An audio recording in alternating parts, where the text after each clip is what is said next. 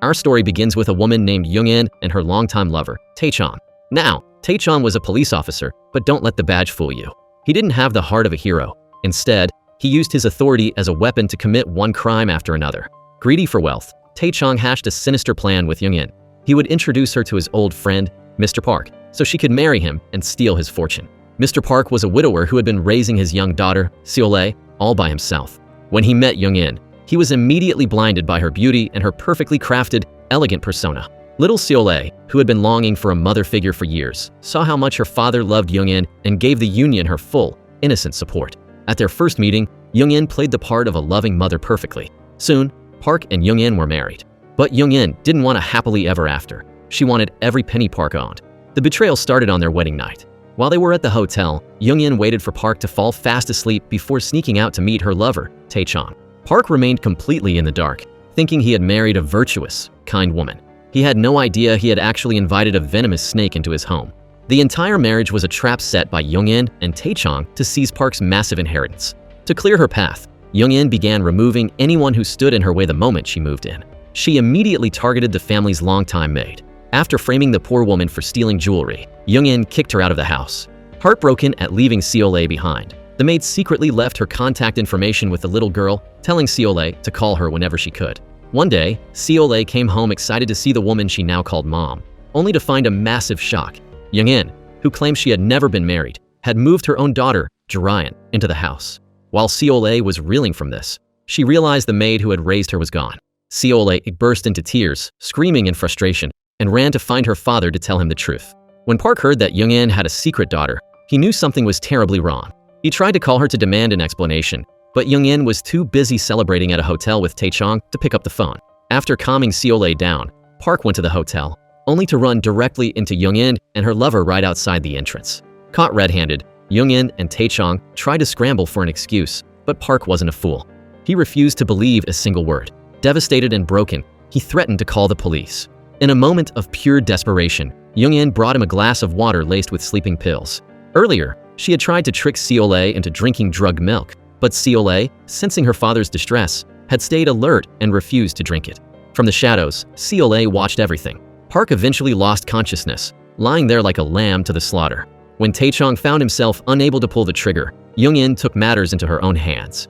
She murdered Park in cold blood and staged the scene to make it look like a sudden, natural death. Seol-ae witnessed the entire murder. The trauma was so severe that the little girl lost her ability to speak. With Park out of the way, Young-in seized his entire fortune.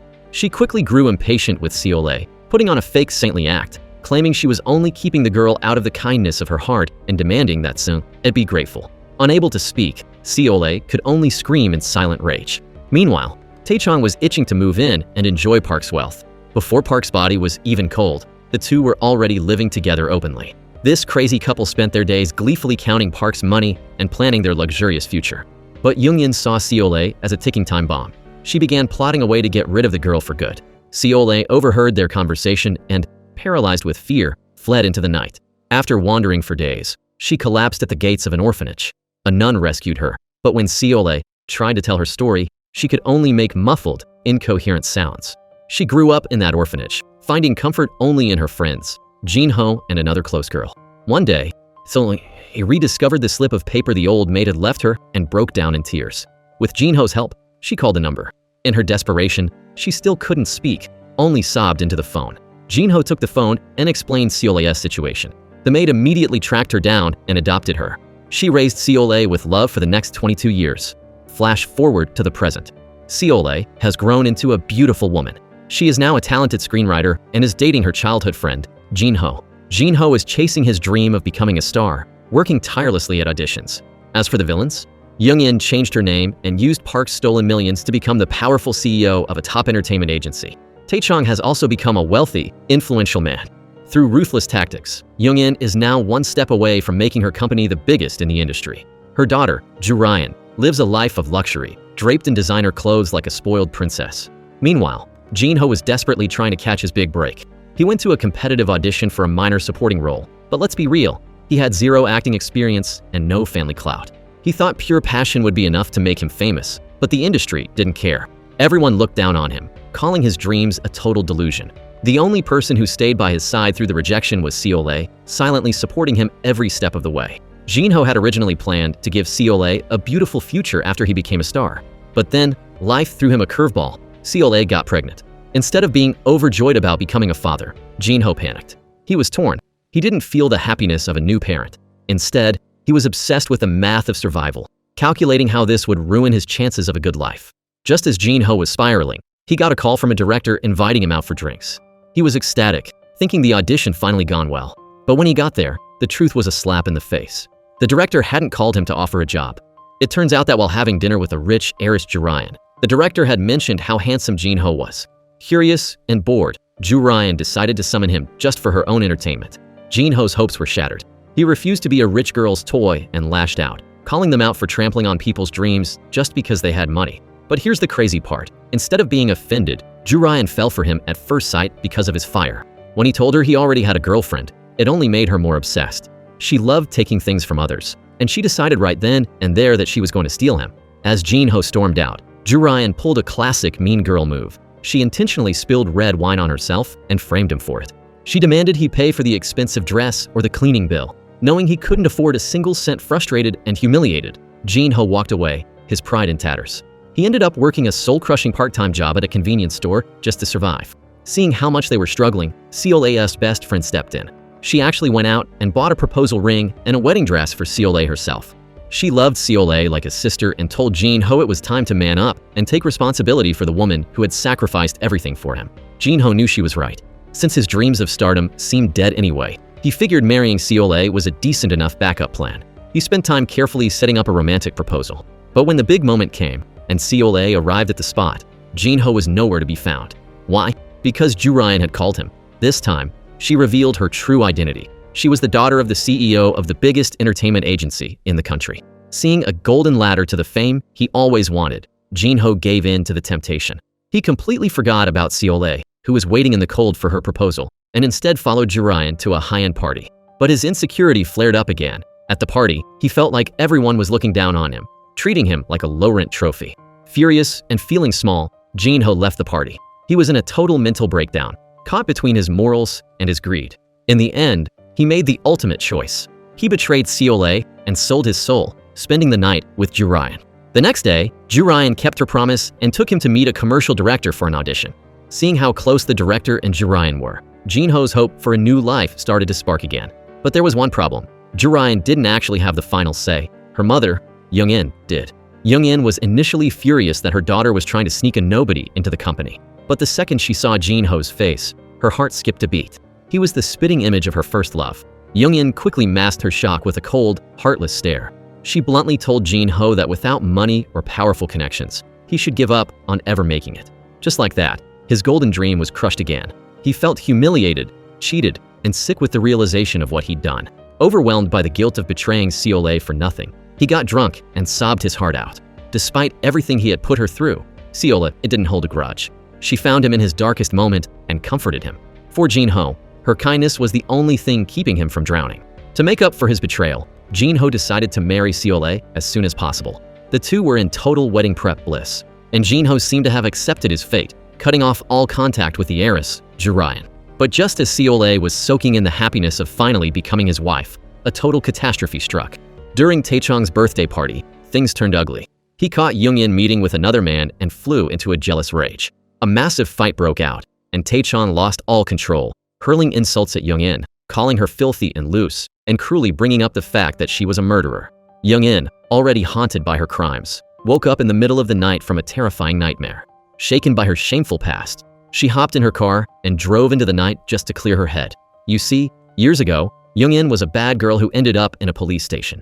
Taechong, who was the officer on duty, set his sights on her. He took advantage of the young, naive girl and groomed her, teaching her how to use her beauty to honey trap men for money. Taechong was the one who turned her into the monster she is today. Drowned in tears and bitter memories, Young-in unconsciously slammed on the gas. Suddenly, a figure flashed in front of her car.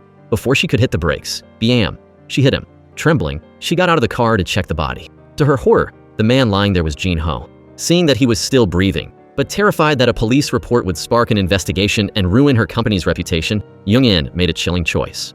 She secretly hauled the unconscious Jin-ho back to her own house. She turned off his phone and cut him off from the world, planning to hide him until he recovered and then send him away in secret. On the other side of town, Seole was standing in her wedding dress, anxiously waiting for her groom. But Jin-ho never showed. The guest began to whisper, assuming Jin-ho simply got cold feet and ran away. Seole was devastated, but she refused to believe he would just abandon her like that. Sensing something terrible had happened, she ran from the wedding venue back to their home. When she saw his wedding suit still lying out neatly on the table, her heart sank. Following her gut instinct that something was wrong, Seole rushed to the police station to file a missing person report. However, since Jin-ho had been missing for less than 24 hours, the cops didn't take her seriously. They figured he was just a runaway groom and told her not to make a scene. Left with no choice, Seole spent the night wandering the streets alone, searching every place Jin-ho used to visit, begging anyone she saw for information, but no one had seen him. As Seole spiraled into despair, Jin-ho finally woke up inside Young-in's house. He tried to struggle out the door but collapsed, the loud thud catching Tae-chong's attention. Finding a strange man in the house, Tae-chong demanded an explanation. Young-in had no choice but to confess the truth about the hit and run. Tae-chong exploded in anger, calling her an idiot, and ordered her to get Jin-ho to a hospital immediately. Young-in reluctantly rushed him to the ER. In a cruel twist of fate, Seole was at that very same hospital, desperately searching for Jin-ho. They literally crossed paths in the hallway, but she didn't see him. Days of searching without sleep or food finally took their toll. Seole collapsed right there at the hospital entrance. Tragically, due to the extreme grief and physical exhaustion, she lost the baby. In a single moment, the woman who was supposed to be celebrating the happiest day of her life was left with nothing. Seole was plunged into a bottomless pit of agony, with no way out, while Jin-ho remained missing to the world. At the same time all this was happening, Jin-ho was struggling with the aftermath of the crash. The head trauma was so severe that he suffered from total amnesia. He had no clue who he was or where he came from. To keep her tracks covered, Young-in wiped his slate clean and gave him a brand new identity, Woo-jin. This one move made it virtually impossible for Seole to ever find a lead on him. But fate wasn't done playing games. One day at the hospital, Seole caught a glimpse of a man's back that looked exactly like Jin-ho's. Her heart skipped a beat, and she chased after him in a state of pure desperation. But just as she was closing in, the man stepped into the restroom, and they missed each other by seconds. Still, Seole refused to let it go. She went to the nurse's station and asked for the name of the patient in that room. When the nurse said the name was Woo-jin, Seole's heart shattered. She convinced herself she was just seeing things and left the hospital in a daze of disappointment. Even so, she didn't stop searching. She spent her days plastering missing person posters all over the city, but it was no use. Her hope was slowly bleeding out. As Jin-ho recovered, he became a literal puppet for Young-in and her daughter, Jurayan. With no memories to guide him, he simply did whatever they told him to do. Living under the name Woo-jin, he became a source of obsession for Young-in. Because his face looked exactly like her first love, she started having these twisted hallucinations, imagining that he was her ex-boyfriend. She would even reach out and grab his hand, lost in her own delusions. Young-in became greedy. She wanted to use Jin-ho's looks to turn him into a superstar, partly for the money, but mostly so she could keep him trapped by her side forever.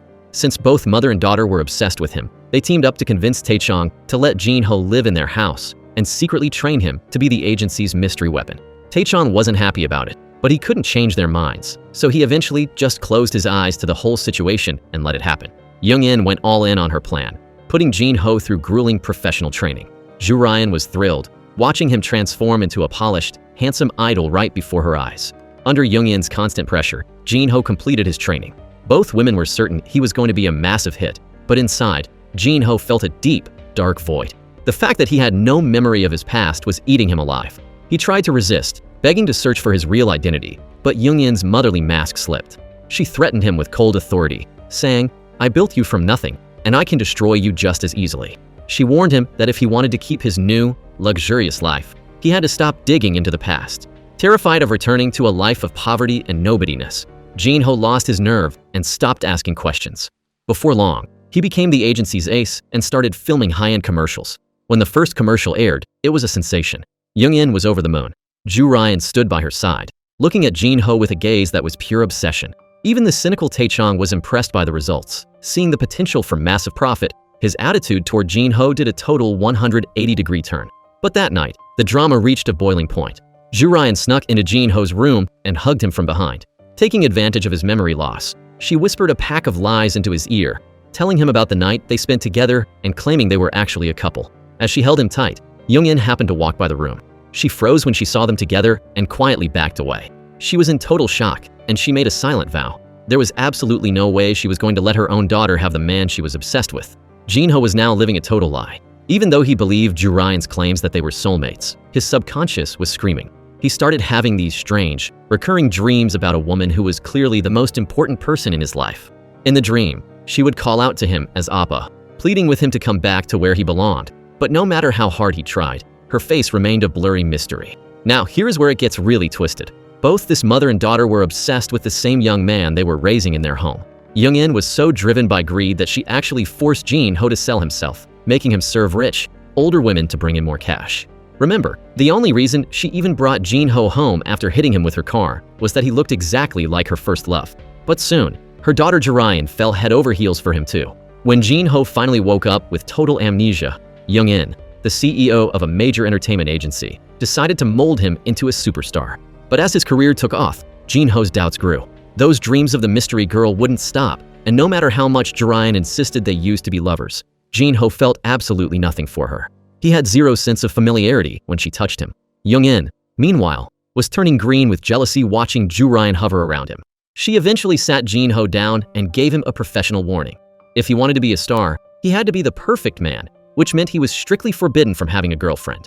She claimed fans needed to see him as an available fantasy. Jin-ho was totally confused. He couldn't understand why he had to stay away from Ju Ryan. Yet Young-in was constantly giving him suggestive looks and finding every possible excuse to touch him inappropriately. Ju Ryan saw right through her mother's games. She cornered Young-in and marked her territory, warning her mother that Jin-ho was her man and that they were going to get married. She told her mother to wipe that look of lust off her face and stay in her lane. But Young-in didn't give a damn about her daughter's warning. She was going to do exactly what she wanted. While all this drama was unfolding at the mansion, Seol-ae was wasting away, losing sleep and skipping meals while searching for her missing boyfriend. Then she saw it. A commercial flickered on the TV, and there was Jin-ho's face, clear as day. She was hit with a tidal wave of shock, helplessness, and heartbreak. A million questions raced through her mind. She scrambled to search for the model's info online, only to find him listed under a brand new name. Right then, she decided she was going to find him and get the truth. The commercial was an overnight sensation. Within 24 hours, Jin-ho had a massive fan base. People were standing outside the agency gates, hoisting signs with his new name. Seol-ae tried to get through the crowd, but she was swallowed up by the mob. Security assumed she was just another crazy fan and completely ignored her desperate pleas to see him. Seeing Seol-ae so broken and thinking Jin-ho had simply run away to get famous, the maid, who was like a mother to Seol-ae, reached her breaking point. Furious at the betrayal, she stormed the agency to give Jin-ho a piece of her mind. Security tried to block her, too, thinking she was just another fan causing a scene. But then, Tae-chan walked in, looking smug and powerful. The second the maid saw him, the blood drained from her face. She recognized him instantly as the man who had helped murder Seol-ae's father, Mr. Park, all those years ago. She lost all control, screaming "murderer" at the top of her lungs and lunging at him. Security tackled her before she could reach him. Tae-chan pretended to be calm as he retreated to his office, but inside, his heart was pounding. He immediately pulled up the surveillance footage to get a better look. As he zoomed in on her face, his worst nightmare was confirmed. It was the maid from the Park house. Tae-chan was spiraling. He was convinced the maid had returned specifically to destroy them and avenge Mr. Park. Panicked, he cornered Young-in to figure out their next move, terrified that their dark secrets were about to be dragged into the light. They were now the heads of a massive entertainment empire with billions in assets. There was no way they were going to let it all go down the drain. Since they couldn't even find out the maid's name to track her down, they decided to fall back on their old, deadly habit.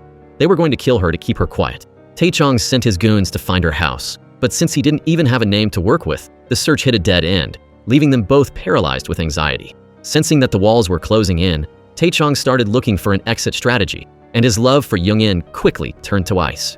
He started treating her like a liability. In a moment of pure cowardice, he reminded her, "Don't forget, you're the one who actually killed him," trying to wash his hands of the murder and pin it all on her. Young-in was speechless. These two had spent years together plotting, stealing, and building their fortune on a foundation of blood, and now that things were getting hot, he was trying to throw her under the bus. She made a silent vow. She was not going down alone. Meanwhile, Seol-ae was still desperately trying to get a moment alone with Jin-ho. Her best friend managed to dig up some intel on an upcoming interview he was supposed to do. Seol-ae went to the venue, posing as a screenwriter to get past the gates, but her heart sank when she found out the interview had been canceled. As she turned to leave, she saw a sight that made her blood boil. Young-in, Tae-chang, and Ju Ryan walking into the building, laughing and looking like a perfect, happy family. Their smiles felt like a knife being twisted in her heart. These were the monsters who murdered her father and stole her life, and seeing them thrive was almost more than she could take. It took every single ounce of her self-control not to lung at them and tear them apart right then and there. The crushing psychological weight finally became too much, and Seole collapsed, falling seriously ill. As she lay in her hospital bed, her grief transformed into a cold, hard rage. She swore an oath. She would get her revenge, and these people would pay for what they did in blood. Back at the mansion, Jin-ho was still being tortured by those mysterious dreams. Driven by a gut feeling, he snuck into Young-in's private room while she was out. He began searching through her things and found a hidden stash, his old phone and his original wallet. The realization hit him like a lightning bolt. His name wasn't Woo Jin, it was Jin-ho. He realized that Young-in and Ju Ryan had been gaslighting him and burying his entire life. Later that day, Jin-ho had a chance encounter with a director who had seen him before his accident. The director immediately recognized him and called him by his real name. When Jin-ho admitted that he was Jin-ho, Young-in went into a blind rage. She didn't want him to regain a single memory. She screamed at him, telling him that if he wanted to be famous, he had to kill his past. She even used image maintenance as an excuse to ban him from eating dinner, keeping him under her total, tyrannical control. Jin-ho was fuming, his frustration reaching a boiling point. He started secretly interrogating the house staff and finally got the truth out of one of the maids. He had been in that house for 4 months. She let it slip that Young-in had run him over with her car and had hidden him in the house to avoid a police investigation. The whole stardom thing? It was just a bribe to keep him quiet about the accident. Armed with the truth, Jin-ho secretly recorded his old home address, ready to finally find out who he used to be. Unfortunately, Ju Ryan caught on to Jin-ho's plan. Seeing how obsessed he was with finding his true identity, she started to panic. She worried that if her mother found out, Jin-ho would be in serious trouble. But at the same time, she couldn't handle his constant questioning anymore, so she made a risky choice.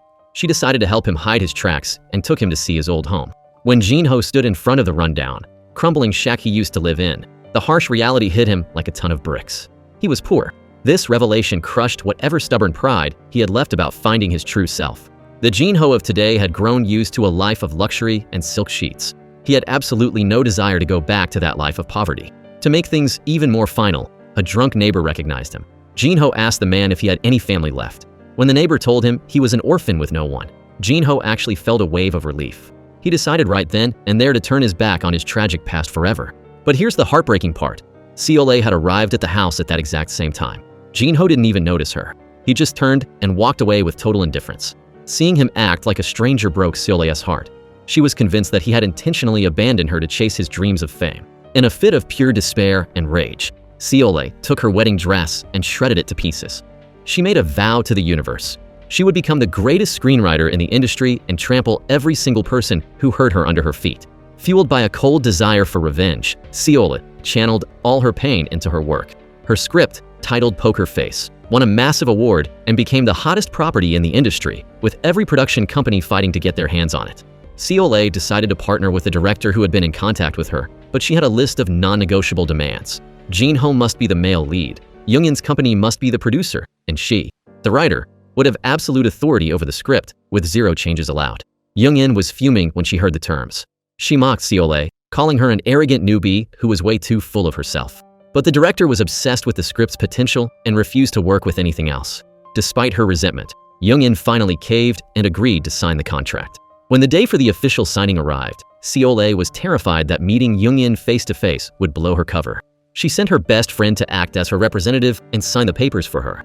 Just as Young-in was celebrating what she thought was a massive business win, she actually read the contents of the script, and it sent her into a total state of terror. It turns out that Poker Face, also known as Inorganic Face, detailed the exact step-by-step plan that Young-in and Tae-chong had used to murder Mr. Park. Tae-chong's face turned ghost white with fear.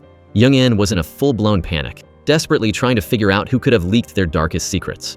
The psychological pressure was paralyzing. She started having gruesome nightmares where Mr. Park came back from the grave to haunt her.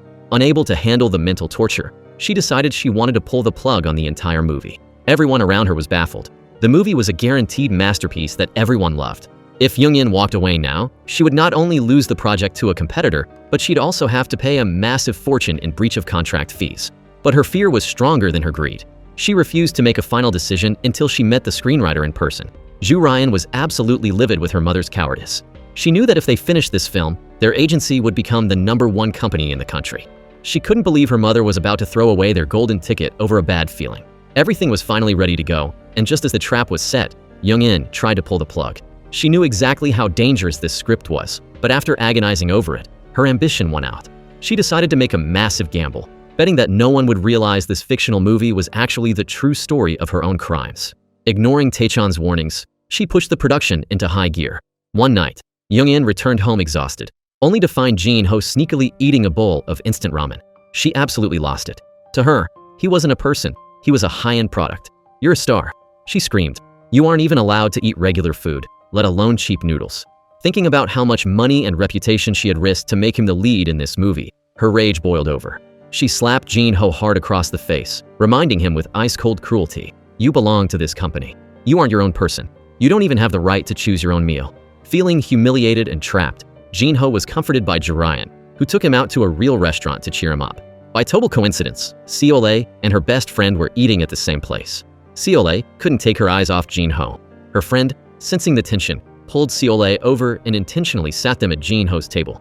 Jin-ho stared at them, confused, but as he looked at Seole, a strange wave of familiarity hit him. "Have we met somewhere before?" he asked. That one sentence broke Seole.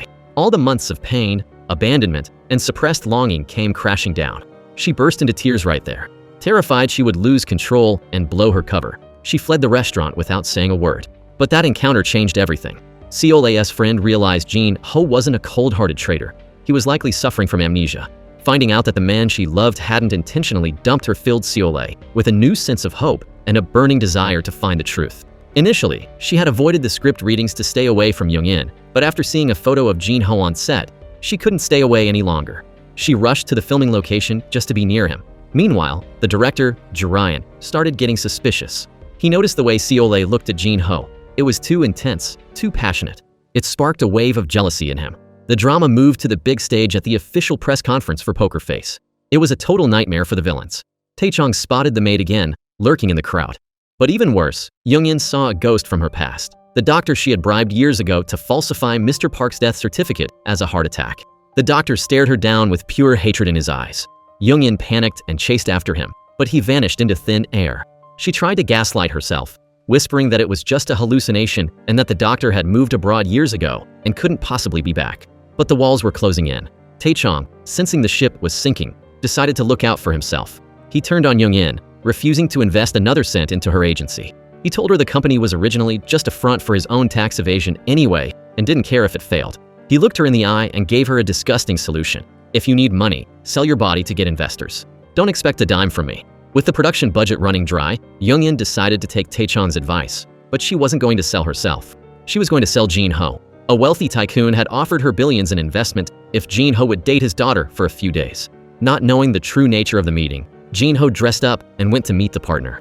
But the moment the tycoon laid out the services he expected, Jin-ho's face went pale.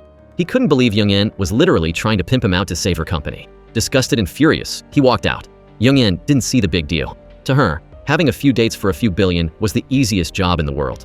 But Jin-ho felt completely violated, screaming at her for treating him like a gigolo. That's when Young-in snapped. She remembered all the times she had to sell herself to climb to the top, and seeing Jin-ho act morally superior made her lose it. She slapped him again, snarling, "You are my property. If you don't want to end up a penniless beggar on the street, you'll shut up and do what I say.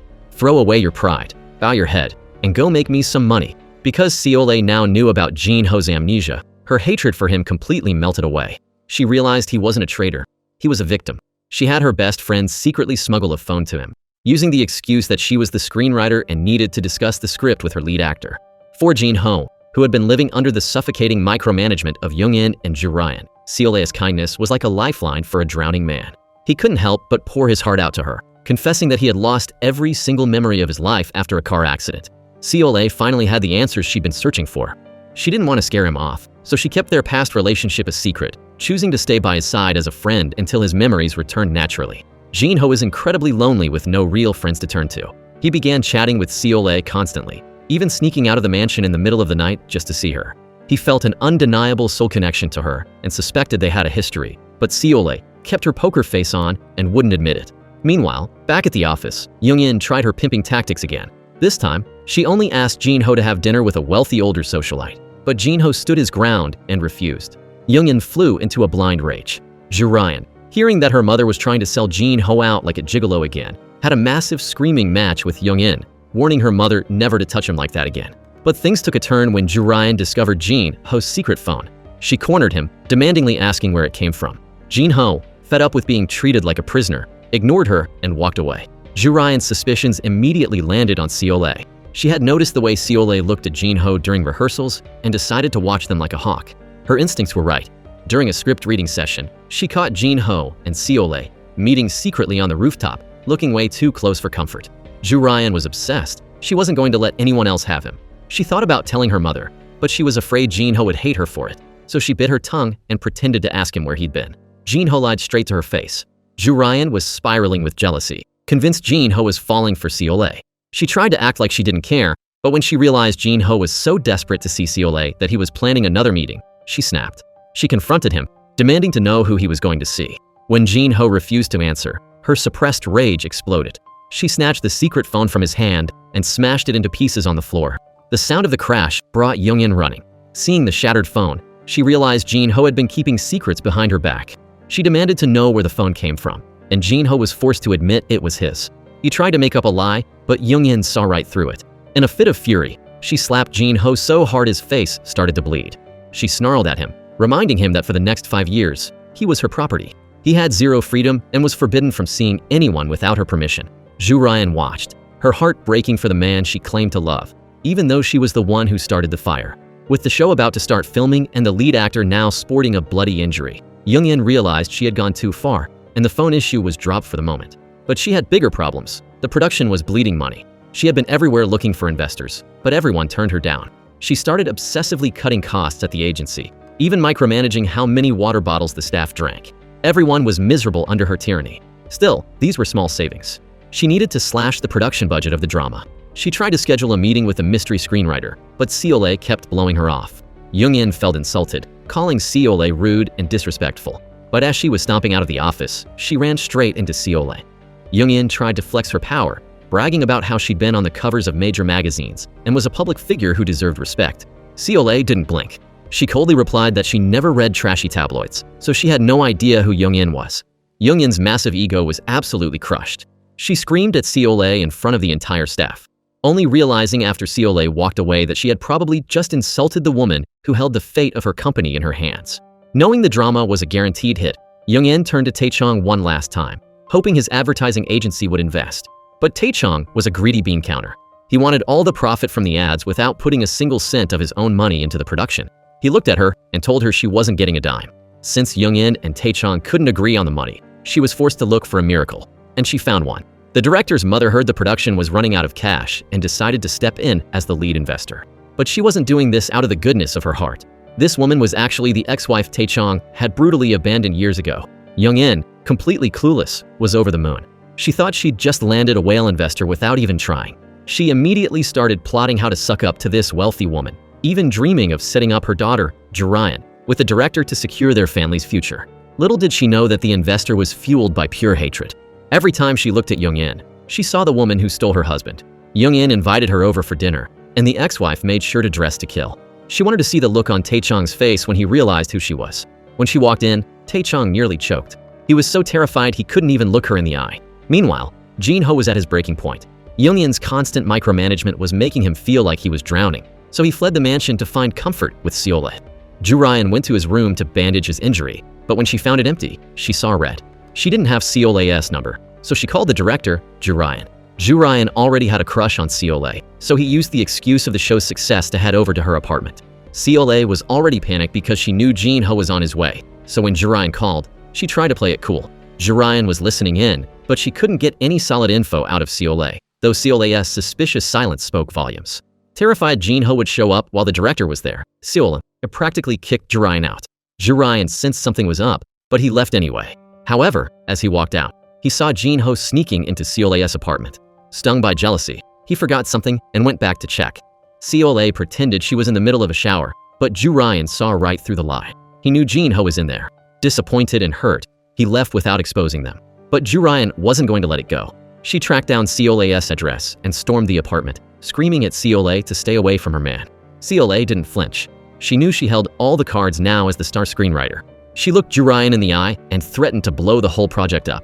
She told her she'd expose how the agency was exploiting a man with amnesia, which would destroy the company's reputation forever. Realizing she couldn't win this fight yet, Ju-ryan stormed out in a rage. Unable to get what she wanted from Seol-ae, Ju-ryan went to plan B. She took Jin-ho's old, smashed phone to a data recovery shop. When the files were finally restored, she hit the motherlode. She found the receipts, the photos, the plans, the truth. Seol-ae, it wasn't just some girl. She was the woman Jin-ho was supposed to marry. Back at the most awkward dinner party in history, Tae-chong was putting on a fake smile for his guest, only to realize he was sitting across from the woman he destroyed. The ex-wife sat there calmly, enjoying the sight of him squirming in his seat. Tae-chong was too scared to reveal her identity to Young-in, so he just sat there sweating through the meal. When she referred to the director as her son, a dark thought crossed Tae-chong's mind. Could this be the son he thought died years ago? Here is the backstory. Tae-chong and his ex-wife had a son who was desperately ill and needed expensive surgery. During the divorce, Tae-chong had all his assets, so he wouldn't have to pay a dime. His wife was left with nothing while their son lay dying in the hospital. She had literally begged him for the money to save their child's life, but Tae-chong ignored her. While his son was taking his last breath, Tae-chong was out whining and dining Young-in, acting like he didn't have a care in the world. The boy died because Tae-chong was too greedy to pay for the surgery. The ex-wife's heart died that day, too, and she swore she would make him pay. Now, she was back, rich, powerful, and ready for blood. Tae-chong was dying to know where she got her money, but the dinner ended in a heavy, suffocating silence, with everyone at the table hiding a deadly secret. While everyone was distracted, Seol-ae managed to sneak into Jin-ho's room and hide a secret phone inside his bookshelf. But she wasn't done. She headed to Ju-ryan's room to grab Jin-ho's old phone off the cabinet. She was this close to getting it, but Ju-ryan, who was always suspicious of her, caught her red-handed. Ju-ryan had no intention of letting that phone get to Jin-ho, and the two women got into a physical struggle. In the chaos, Seol-ae actually got injured. The loud shouting and fighting brought the whole house running to see what was going on. Tae-chong sat there through the drama, waiting for the room to clear out before he cornered his ex-wife. He threatened her, telling her not to try anything funny or he'd make her regret it. But his ex-wife wasn't the pushover she used to be. She was there to put the squeeze on him, and she let him know she knew every dirty detail about how he murdered Mr. Park and stole his empire. Meanwhile, Young-in was still totally in the dark about the murder secrets. She was just annoyed that Ju-ryan and Seol-ae were making a scene in front of their VIP guest, worried it would blow the investment deal. She gave her daughter a piece of her mind, but then Tae-chong did a total 180. He suddenly dropped his stingy act and offered to invest in the company himself. Young-in, however, demanded that he stop working with the ex-wife entirely. With a massive pile of money on the table, Young-in wasn't about to let it go. The two of them ended up in a massive blowout argument. But Tae-chong had more than just money problems. He'd been getting creepy, threatening phone calls lately that were wrecking his nerves. Plus, the goon he sent to find the maid finally came back with an address. Tae-chong snuck over to the maid's house, and his heart nearly stopped when he saw Seol-ae and the maid together. He had a sickening gut feeling right then. Seol-ae was Mr. Park's daughter. Tae-chong rushed back to tell Young-in, who was stunned. She had spent years assuming Seol-ae was dead. But once the pieces clicked, she realized that's exactly why the script was so accurate. Seol-ae was writing her own life story. Tae-chong demanded they cancel the show immediately, fearing that the more popular it got, the more people would start asking questions. But Young-in, she went the opposite way. Now that she knew who Seol-ae really was, she wasn't scared anymore. She figured that if Seol-ae couldn't beat her years ago, she definitely couldn't beat her now that she had millions of dollars and a media empire. She was so arrogant that she actually went to the maid's house to gloat. She told the maid she knew exactly who Seol-ae was and even mocked the poor woman, accusing her of stealing jewelry years ago to buy the house she was living in. Young-in was convinced her past crimes were perfect and that Seol-ae had zero evidence to touch her. Seol-ae had no idea her cover was blown. She was still focused on Jin-ho, desperate to talk to him. Jin-ho was starting to catch feelings for her, too, but Ju-ryan was constantly whispering poison in his ear about Seol-ae, leaving him confused and not knowing who to trust.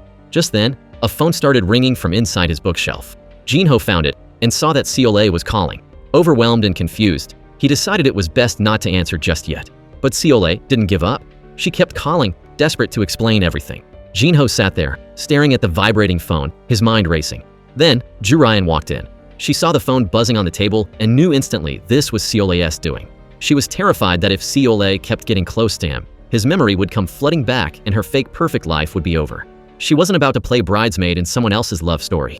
Furious, Ju-ryan stormed over to Seol-ae's house and, without saying a word, slapped her across the face.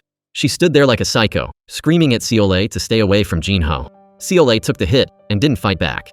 She felt like, since she and Jin-ho weren't officially anything right now, she had no right to defend herself, while Ju-ryan kept using the girlfriend title to bully her. Seol-ae was heartbroken. wondering if Jin-ho actually loved Ju Ryan, and she spent the night waiting by the phone for a sign. As for Jin-ho, he couldn't shake the feeling that Seol-ae was someone special. He realized that running away wasn't going to solve anything. He decided it was time to man up, and he called Seol-ae to meet him face to face so they could finally have a real, honest conversation. When Jin-ho dropped the bombshell that he and Ju Ryan were actually a couple and were planning to get married, it felt like a knife twisting in Seol-ae's heart. She desperately tried to warn him, telling him that Ju Ryan could be feeding him a pack of lies. Her intense reaction left Jin-ho more confused than ever, but Seol-ae refused to say another word. She was determined to wait until he remembered their past on his own. Just as Seol-ae was soaking in a rare, tender moment with Jin-ho, the door was nearly kicked off its hinges. Young-in stormed in, trembling with rage. She dragged Jin-ho away and, for the first time, called Seol-ae by her real name. Seol-ae had imagined this face-to-face confrontation 1,000 times, but she didn't expect it to happen so soon. Now that the mask was off and Young-in knew exactly who she was, Seol-ae stopped hiding. She looked her enemy in the eye and admitted she was using the TV drama to expose their crimes to the world and make sure Young-in and Tae-chong finally faced justice. Young-in laughed it off, calling Seol-ae naive. She reminded her that as the boss, she could fire Seol-ae in a heartbeat and blackball her from the industry forever. But Seol-ae was 10 steps ahead. The show was already a massive hit. If Young-in fired the writer now, the press would go into a frenzy trying to find out why. Seol-ae made it clear. The moment you fire me is the moment I tell every reporter in the city the real story behind the script. Shaken to her core, Young-in threatened to dispose of Seol-ae, just like she had her father, Mr. Park. But despite her tough talk, Young-in was falling apart.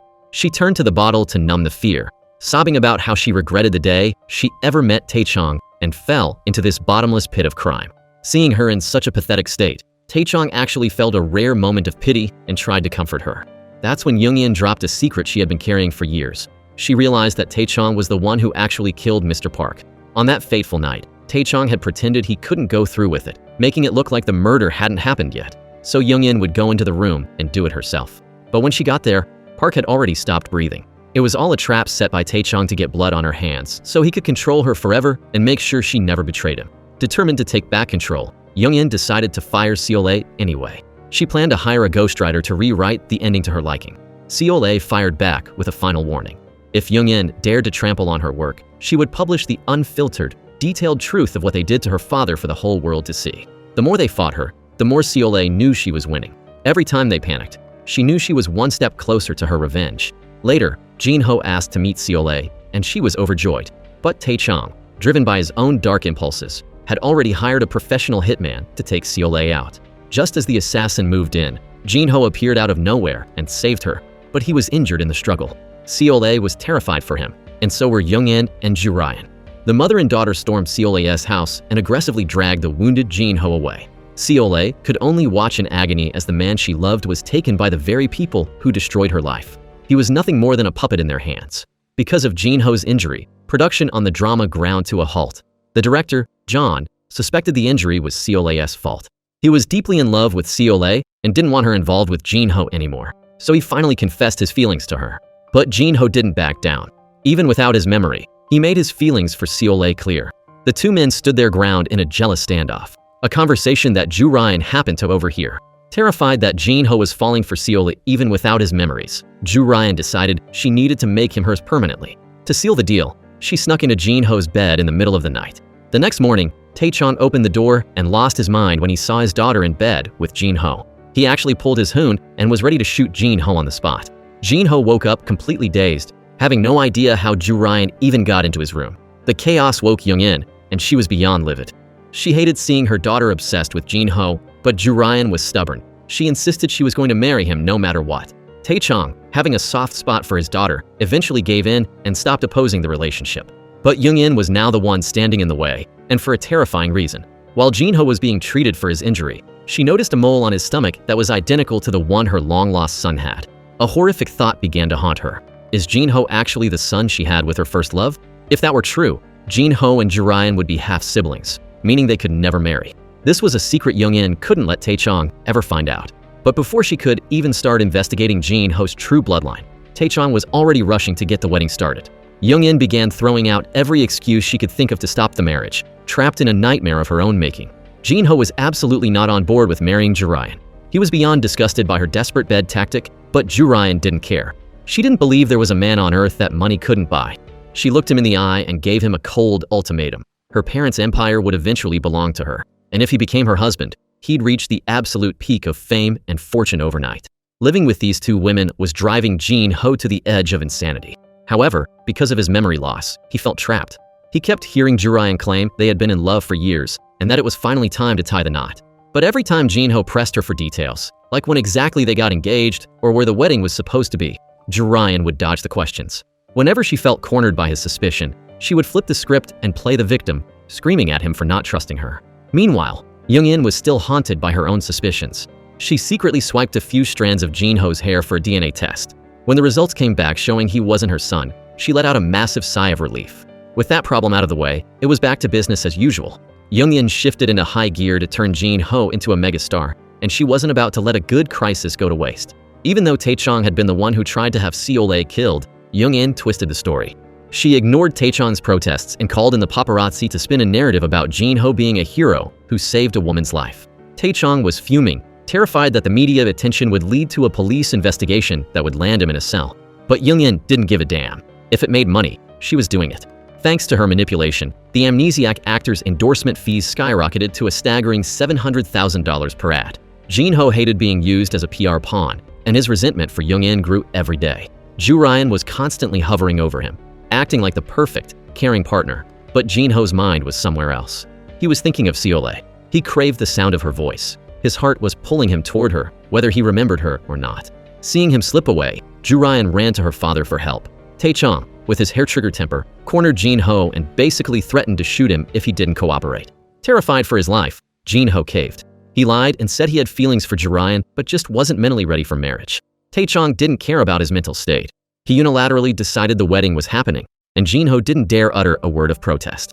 To speed things up, Joo-ryan staged a leak, hiring a photographer to snap paparazzi photos of them together and officially announcing their marriage to the world. When the news hit, Young-in lost her mind. She screamed at Joo-ryan for being an idiot. Young-in had spent months building Jin-ho's value as a single fantasy, and Joo-ryan's impulsive move had just cut his market value in half. Ad contracts were being canceled left and right. Jin-ho felt like he was falling into a bottomless trap, and his urge to recover his memories became a desperate obsession. Over in her world, Seol-ae saw the news and was hit with a wave of pure shock. She was so devastated she couldn't even bring herself to write the script. The entire production was on hold, and no one could reach her. Her best friend, unable to watch Seol-ae suffer anymore, took matters into her own hands. She caught Jin-ho alone and dropped the truth on him, telling him exactly who he was and about his deep, loving past with Seol-ae. Now, Jin-ho was spinning. Every person in his life was telling him a different story, and he had no idea who to believe. As Jin-ho's world crumbled, Young-in came up with one last, insane scheme to save his reputation. She decided to stage a beauty saves the hero moment to win back public sympathy. She planned a live-stream event where she would intentionally loosen a massive, heavy chandelier. The plan was for Joo-ryan to stand by and, at the perfect moment, heroically dive in to save Jin-ho from being crushed. Young-in was sure the media would eat it up, the devoted fiancée risking her life for her man. It was the ultimate PR stunt, but in this house, plans rarely go as expected. The staged hero moment went exactly as planned, but Young-in and Joo-ryan didn't expect one thing. The falling chandelier actually clipped Jin-ho's head. And just like that, plot twist, the trauma triggered his brain. His memories came flooding back in waves. He remembered every single detail about Seol-ae, but he also remembered just how much he hated being poor, how desperate he was to be a star, and every ounce of humiliation he had suffered to get there. Now, Jin-ho was at the top. His career was peaking, and everything he ever dreamed of was within his grasp. He realized that if he married Joo-ryan and ditched Seol-ae, he could finally erase his loser past forever. But a small, nagging part of his soul felt the sting of guilt when he thought about Silius' years of sacrifice and the tragic loss of their unborn baby. In the dead of night, he couldn't help himself. He called Seol-ae. Just hearing him say, "Are you doing well?" sent Seol-ae into a fit of sobbing. But even though he knew she was heartbroken, Jin-ho was cold. He looked her in the virtual eye and lied, telling her he still didn't remember anything and that he was sorry. Seol-ae didn't care about his memories. She only wanted to know if he loved Joo-ryan. Jin-ho couldn't give her an answer. Poor Seol-ae, being the selfless angel she is, told him she didn't need anything. She just wanted to eat ramen with him and talk so she could help him recover his memory. She naively believed that if he remembered her, he would come back. She had no idea that regaining his memory only made him more determined to leave her in the dirt. Jin-ho made his choice. He went ghost mode on Seol-ae, cutting off all contact. Desperate and humiliated, Seol-ae actually went to Joo-ryan and begged her not to marry him. a move that was honestly heartbreaking to watch. Jurian, of course, didn't give her the time of day. But Jin Ho's act started to slip. While filming a commercial with Jurian, he accidentally let it slip that they had once auditioned for an underwear ad together. Jurian's ears perked up. She realized right then that Jin Ho had his memory back. She didn't call him out on it, though. She just stayed quiet and watched his every move like a hawk. Then, the maid who raised Seole showed up at the agency. She was terrified for Seole's mental state and tried to plead with Jin Ho to go back to her. But Jin Ho was done with being poor. He flat out refused, and the maid was so disgusted she slapped him across the face. Jurian witnessed the whole fight and realized Jin Ho was choosing wealth over his past life. And Jin Ho didn't disappoint her. He took the same engagement ring he had originally bought for Seole and slid it onto Jurian's finger, swearing she was the only one for him. Jurian was ecstatic. She immediately ran to Seole to brag, waving the ring in her face and warning her to keep her people away from her man. When Seole heard about the proposal, she snapped. She stormed the agency and threw a cup of coffee right into Jurian's face. Jurian turned into a total villain, mocking Seole and calling her the same mute, helpless girl she was as a child, saying she had no power to stop them.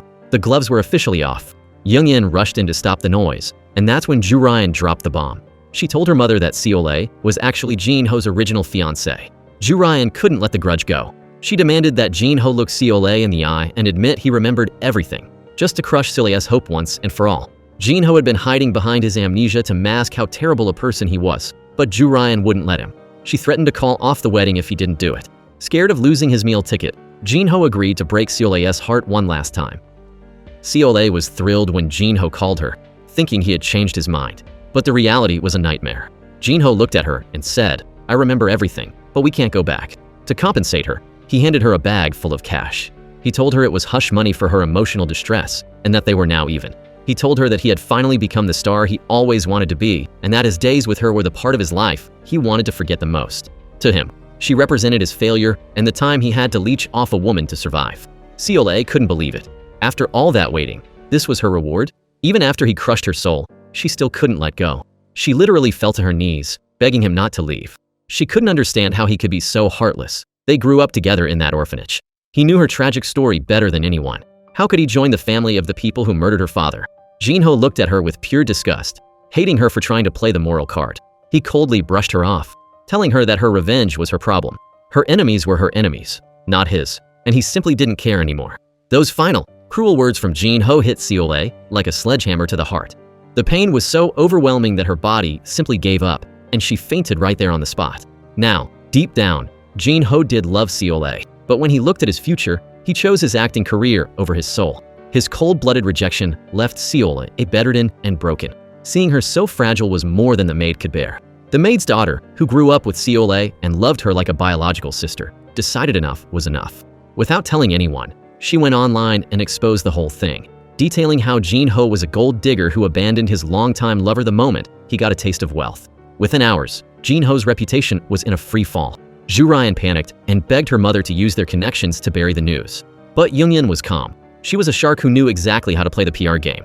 The agency quickly released a professional statement, flat out denying the rumors and threatening a massive defamation lawsuit against anyone spreading baseless lies. Seeing them lie so shamelessly made the maid's daughter even more furious.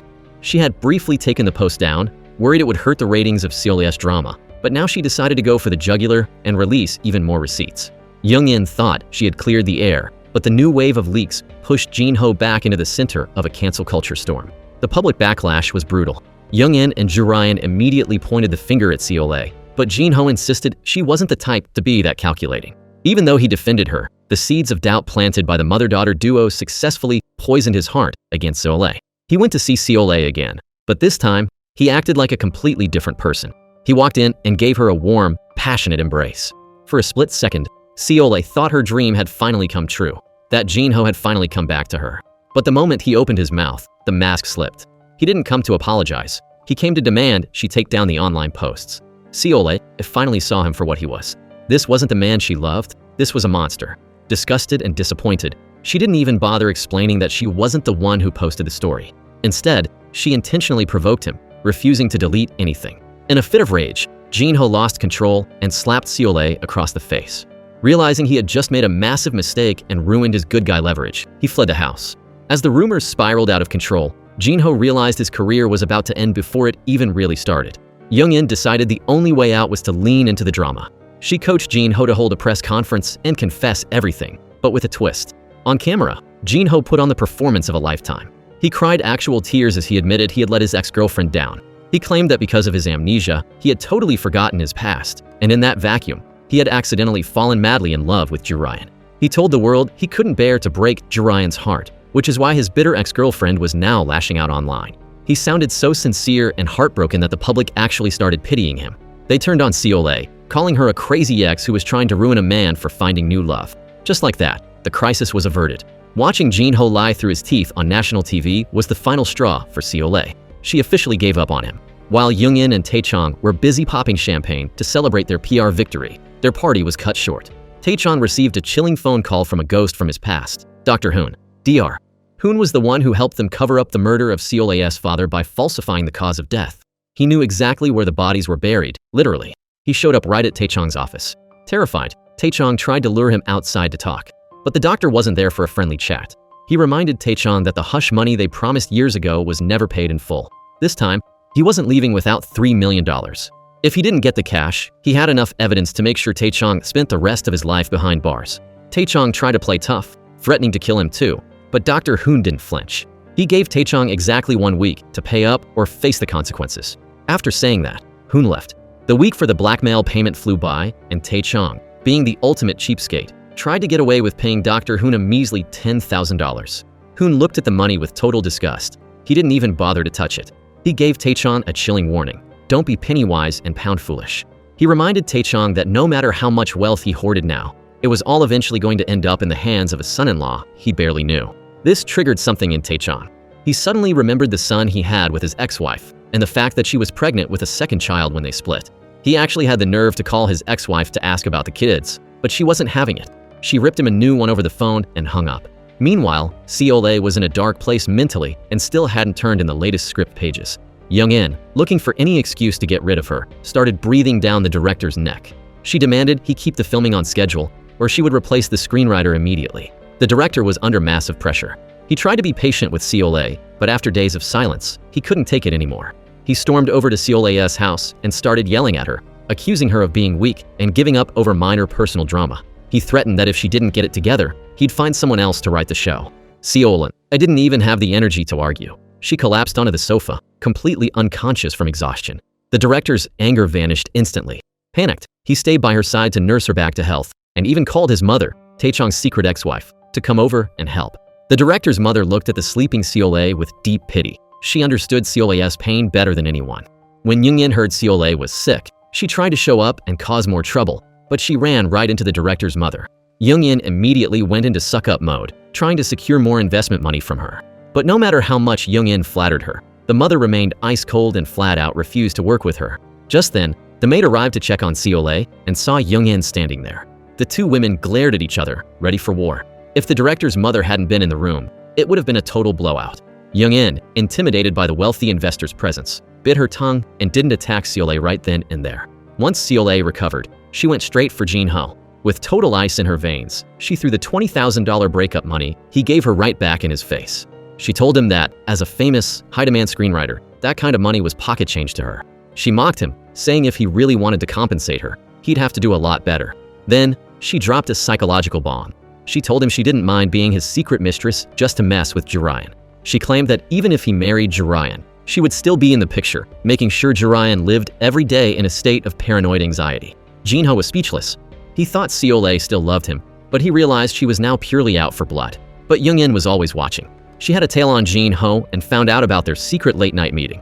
When he got home, she went into a momzilla rage, demanding an explanation. Jin-ho was caught red-handed and admitted he went to give Seol-ae the $20,000 to end things for good. Young-in laughed in his face, mocking his innocence for thinking it would be that easy. Joo-ryan gave him a final warning. "You are my man. Do not ever let me catch you with another woman again." Joo-ryan knew Seol-ae wasn't going to disappear quietly, so she went to Seol-ae's house to try to bribe her herself.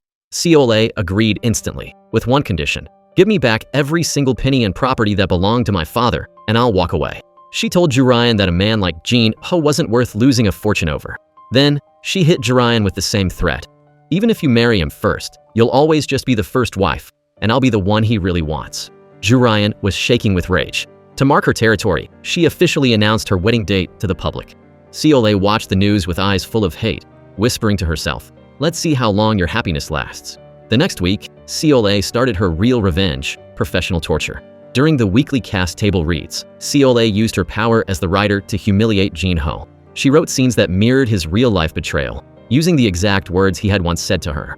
As Jin-ho tried to read the lines, Seole kept interrupting him, mocking his acting. She criticized him in front of the entire cast and crew, saying he wasn't sincere enough and that he wasn't capturing the true guilt the male lead should feel for the woman he abandoned.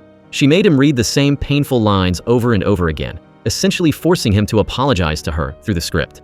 The atmosphere became so toxic and awkward that the director finally had to step in and shut the rehearsal down. Jin-ho saw an opening to talk to Seole alone. He was terrified of losing face in front of his colleagues, so he tried to give her a weak, half-hearted apology. But Seole, it wasn't that submissive little girl anymore. She looked him dead in the eye and dropped a demand. If he wanted her to drop the grudge, he had to buy her a 10-carat diamond ring. Jin-ho, who was far from having that kind of cash, could only stutter out more empty apologies. Seole acted like she didn't care, but then, in a total 180-degree flip, she suddenly acted soft and understanding. She even started defending him. But don't be fooled. She was playing him like a fiddle. She manipulated the situation to get Jin-ho to hug her, knowing exactly when Ju-ryan would walk in. She wanted to plant a seed of poisonous jealousy that would rot their relationship from the inside out. And it worked perfectly. Ju-ryan had been looking everywhere for Jin-ho and walked into the lounge just in time to see them in an intimate embrace. When she demanded to know what was going on, Seole didn't say a word. She just gave a smug look and walked away, leaving Ju-ryan to explode at Jin-ho. That's when Jin-ho's true colors really showed. He told Ju-ryan that he felt bad for what he did to Seole in the past, and that comforting her was only natural. Ju-ryan slammed the door and stormed out. It wasn't until that night that Jin-ho managed to smooth things over with a few fake sweet words. But Ju-ryan was starting to see the cracks. She asked him point-blank if he loved her, and Jin-ho met her question with a deafening silence. Ju-ryan swallowed her tears, feeling completely humiliated, but she was so obsessed with him that she decided she didn't care if he loved her, as long as he stayed by her side. Meanwhile, Tae-chan was living in a nightmare every time a new script page arrived. The story was a mirror image of their real-life crimes, and it was terrifying him. He ordered Young-in to change the script immediately, but Young-in was a money-hungry shark. She hadn't made her investment back yet and refused to stop production. She ignored Tae-chan's warnings and kept the cameras rolling on the original, deadly script. Furious and desperate, Tae-chan decided to take matters into his own hands to teach Seole a lesson. While Seole was fast asleep in her office, he sent a goon to break in and spray paint the walls with disturbing messages. When Seole woke up to the carnage, she was paralyzed with fear. This was Tae-chan's way of saying, "I can get to you whenever I want. Killing you would be easy." Tae-chan was smug, thinking he'd finally scared her into silence. But he underestimated Seole's rage. Instead of quitting, she used the trauma as fuel, writing her villains, Tae-chan and Young-in, to be even more loathsome and realistic. Tae-chan was ready to blow a fuse, but Young-in was too busy with her own secret plan to hire a ghostwriter to notice him. When the director found out about the break-in, he went into full protector mode. He didn't just worry about her. He bought her a brand new computer and personally repainted her entire office. Seole was stunned. To keep her safe, he even started staying late at work by her side. Slowly, the director's genuine kindness began to melt Seole's frozen heart, and she actually started to smile again. They spent hours combing through CCTV footage and found a massive clue. The vandal had a distinctive black spider tattoo on his hand. Unfortunately, the police investigation was going nowhere. Seole knew the police wouldn't help because Tae-chan likely had them in his pocket. She decided to handle it herself. She stormed into Young-in's office and slammed a stack of photos of the vandalism onto her desk. Young-in played dumb, and Seole absolutely lost it. She started trashing Young-in's office in a fit of pure rage. Young-in didn't dare call security because she knew deep down this was her husband's dirty work. Later, at a script reading, Seole spotted Tae-chan and went on high alert. That's when she saw it. The spider tattoo on one of his bodyguards. She had him. She threw the photos in Tae-chan's face. He didn't even flinch. Even when she showed him the screenshots of the tattoo from the video, he just acted bored. He coldly told her that even if she proved it, the most he'd get was a fine for trespassing. But Seole had the last laugh. Now that she knew exactly who was behind the threats, her fear vanished. She actually smiled and thanked him, telling him that his pathetic bullying tactics were giving her the perfect material for the next episode. Tae-chan realized his intimidation hadn't worked, so he told Young-in it was time to change tactics. It was time to stop being the bad cop and start trying to sweet-talk Seole instead. Young-in practically laughed in Tae-chan's face when he suggested sweet-talking Seole. She knew better than anyone that you can't just smooth over a blood debt with a few kind words. As far as she was concerned, She and Seole were locked in a lifelong war to the death. But with no other options, Young-in decided to try a fake reconciliation anyway. She invited Seole to a lavish feast, while the maid, terrified for Seole's safety, lurked nearby like a bodyguard. Over the expensive meal, Young-in put on a masterclass in gaslighting. She swore up and down that she didn't kill Mr. Park. She claimed she was just young and impulsive and had simply stolen his money. She handed Seole a massive bag of cash, begging her to drop the grudge. She even made a desperate promise. She told Seole she would force her own daughter, Jurian, to give up Jin-ho and return him to Seole's arms. Seole was physically sickened by Young-in's fakery. Seeing that Seole wasn't biting, Tae-chan lost his patience. He stormed in with a group of thugs, planning to kidnap Seole right then and there. Luckily, the maid's husband showed up just in time to rescue her, allowing Seole to escape unscathed. Realizing Tae-chan was now desperate enough to try kidnapping, Seole made a brilliant countermove. She went and notarized a deathbed will. She made it clear to her enemies that if anything happened to her, the will would be released to the public, detailing every single crime Tae-chan committed against her father. If she died, he would be the #1 suspect, and his entire life would be dismantled by the police. Tae-chan had been outplayed with his own dirty tactics, and he could only scream in rage while smashing the furniture in his office. Tae-chan began living in a state of constant terror. Even during a simple afternoon nap, he would have horrific nightmares of Mr. Park coming back from the grave to claim his soul. He'd wake up drenched in a cold sweat every single time.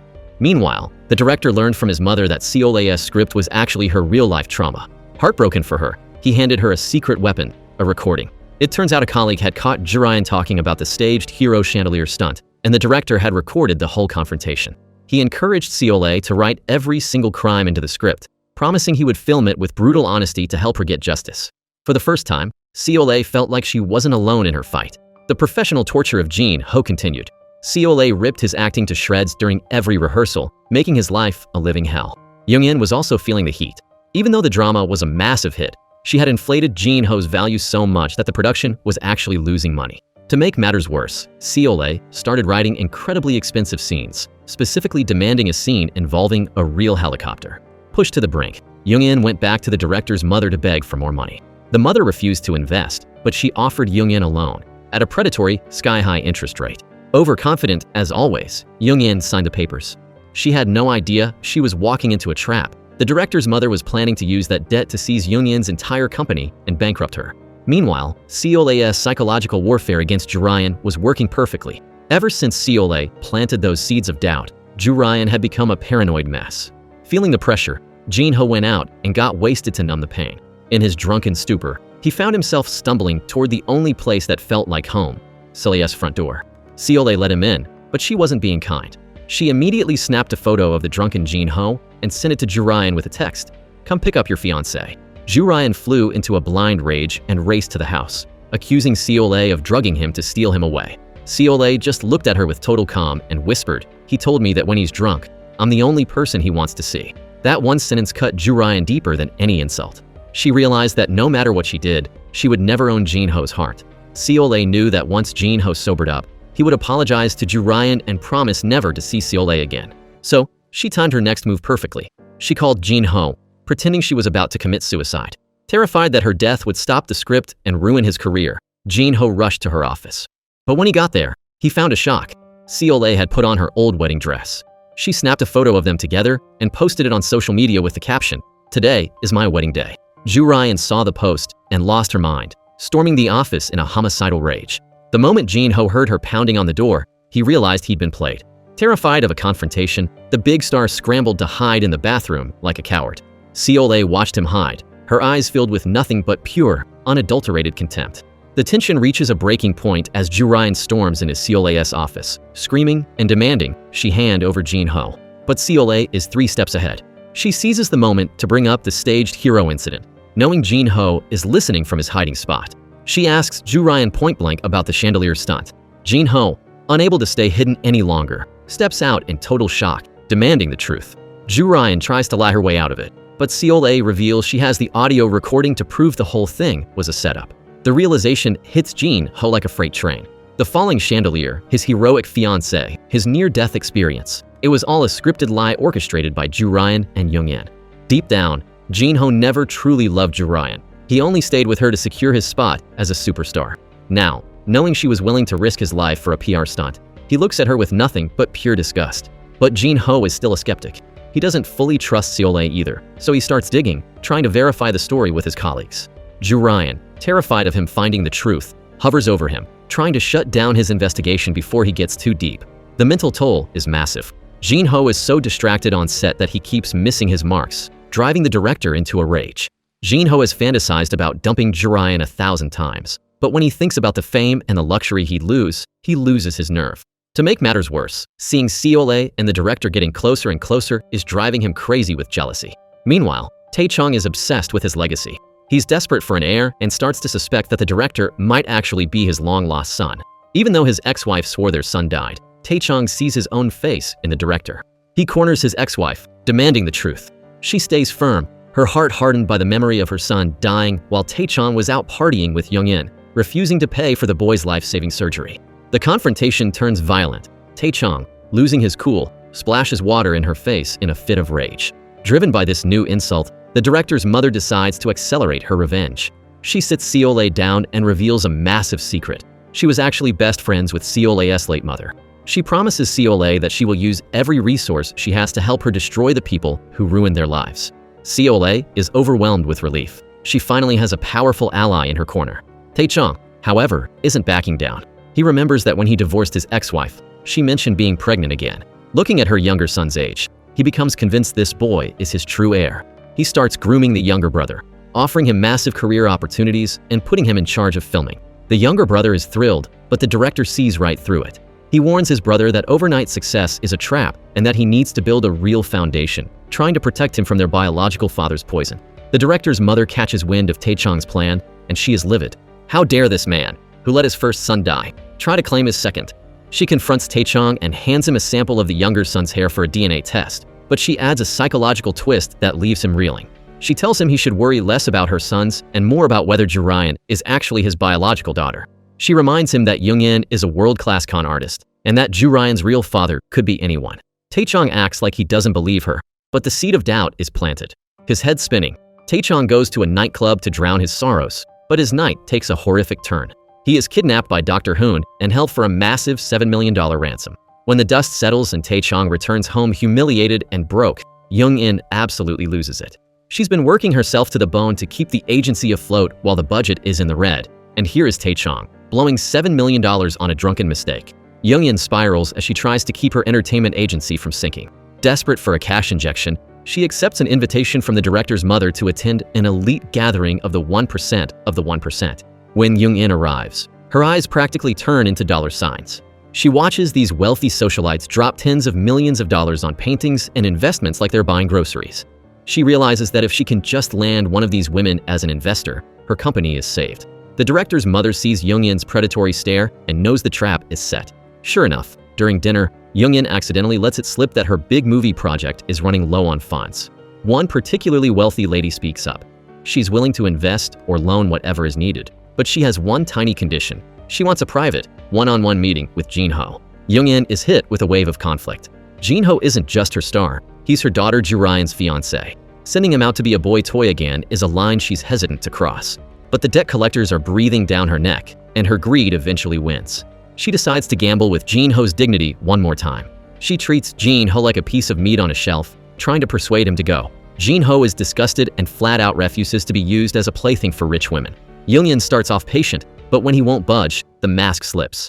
She snaps at him, reminding him that she created him. "You are a product of this agency," she screams. "And as long as you're our product, you do what you're told." She gaslights him, swearing it's just a social dinner and promising, pinky swear, that it's the very last time and that Ju Ryan will never find out. Feeling like he has no choice, a humiliated Jin Ho finally agrees, though every ounce of his pride is screaming. But on the day of the date, Jin Ho has a change of heart. He stands her up, refusing to go. Young-in is left scrambling, forced to apologize to the director's mother and promising to make it up to them. Meanwhile, another player enters the game.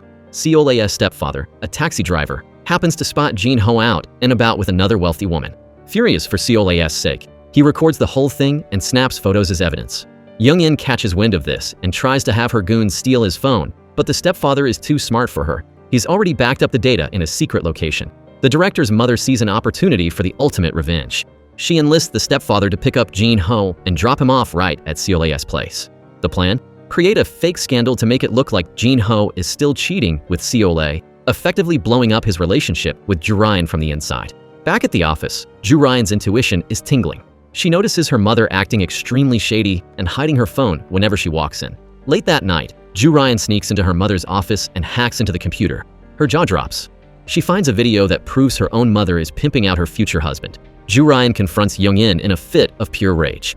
She knew her mother was ruthless, but she never thought she'd sell out Jin-ho. Young-in plays the innocent card, gaslighting her daughter by saying nothing happened and it was just a business dinner. Joo-ryan is having a total breakdown. She's already announced her wedding to the world, and now she knows there are videos and photos of her fiancé being intimate with other women. She feels disgusted, humiliated, and physically sick. But Young-in? She couldn't care less about her daughter's feelings. She's too busy calculating exactly how much cash that date would have brought in. The next day, the drama hits a fever pitch. Jin-ho goes missing. Joo-ryan searches everywhere and eventually corners her mother. Young-in tries to play dumb until Joo-ryan snatches her phone and sees a text from the guest. Young-in finally stops lying and admits it. Jin-ho is out servicing a client. Joo-ryan is devastated, realizing that in this house, Jin-ho isn't a family member, he's just a tool for profit. She turns to her father, Tae-chong, for support, only to find that he and Young-in are exactly the same. To them, if Jin-ho isn't making money, he has no value. Joo-ryan is desperate to save him and wants to call the police, but Young-in shuts her down instantly. "We can't bring this into the light," she warns. An investigation would expose their entire boy-for-hire business model and ruin the agency. Joo-ryan is left trapped in a golden cage, forced to wait in agonizing silence for the man she loves to return from the bed of another woman.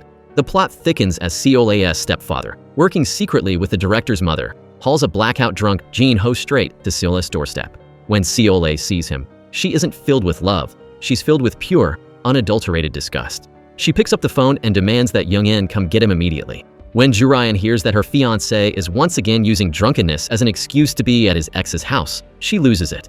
She storms over to Seol-ae's place to drag him back. Seol-ae watches Joo-ryan's panicked, humiliated face and feels a cold sense of justice.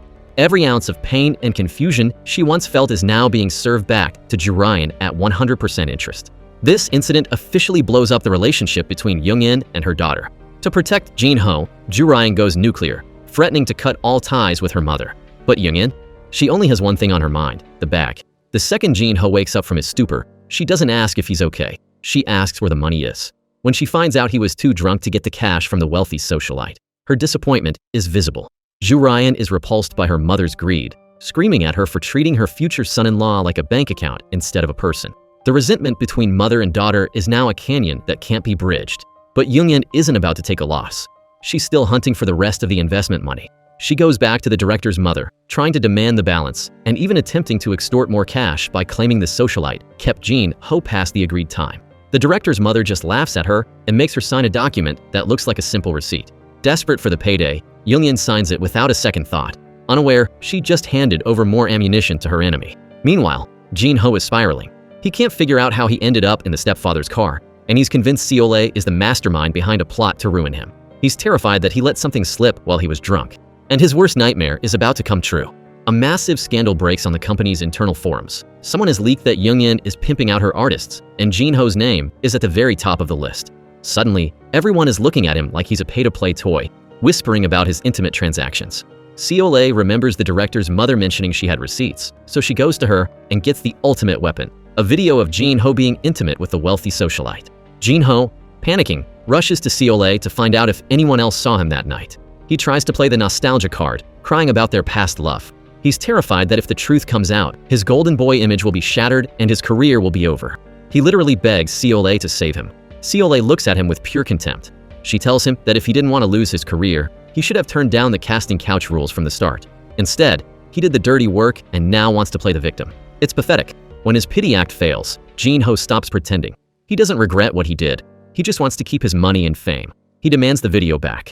Seol-ae, seeing how shameless he's become, makes a deal. If you want the video, get on your knees. And Jin-ho, who threw away his dignity a long time ago, actually drops to his knees. While Seol-ae is watching him beg, he sees his chance and lunges, snatching the USB drive from her hand.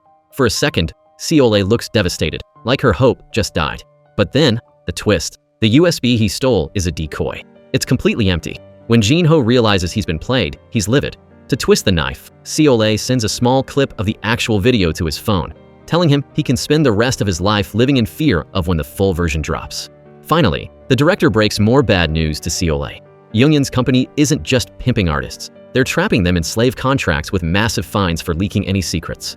The scandal is getting so big that the director is worried they'll have to shut down the movie entirely. But Seol-ae just smiles. She doesn't care about the movie. The movie was just the bait. Her real goal was always to burn Young-in's empire to the ground, and the fire is finally starting to spread. Seol-ae knew that the only way to truly dismantle Young-in's empire was to find the physical evidence of the illegal slave contracts she forced her actors to sign. If those papers saw the light of day, Young-in would be finished. Taking a massive risk, Seol-ae snuck into Young-in's office in the middle of the night. After a frantic search, luck was on her side. She actually found the secret files. But just as she was about to make her escape, Young-in realized she'd left her phone at the office and headed back.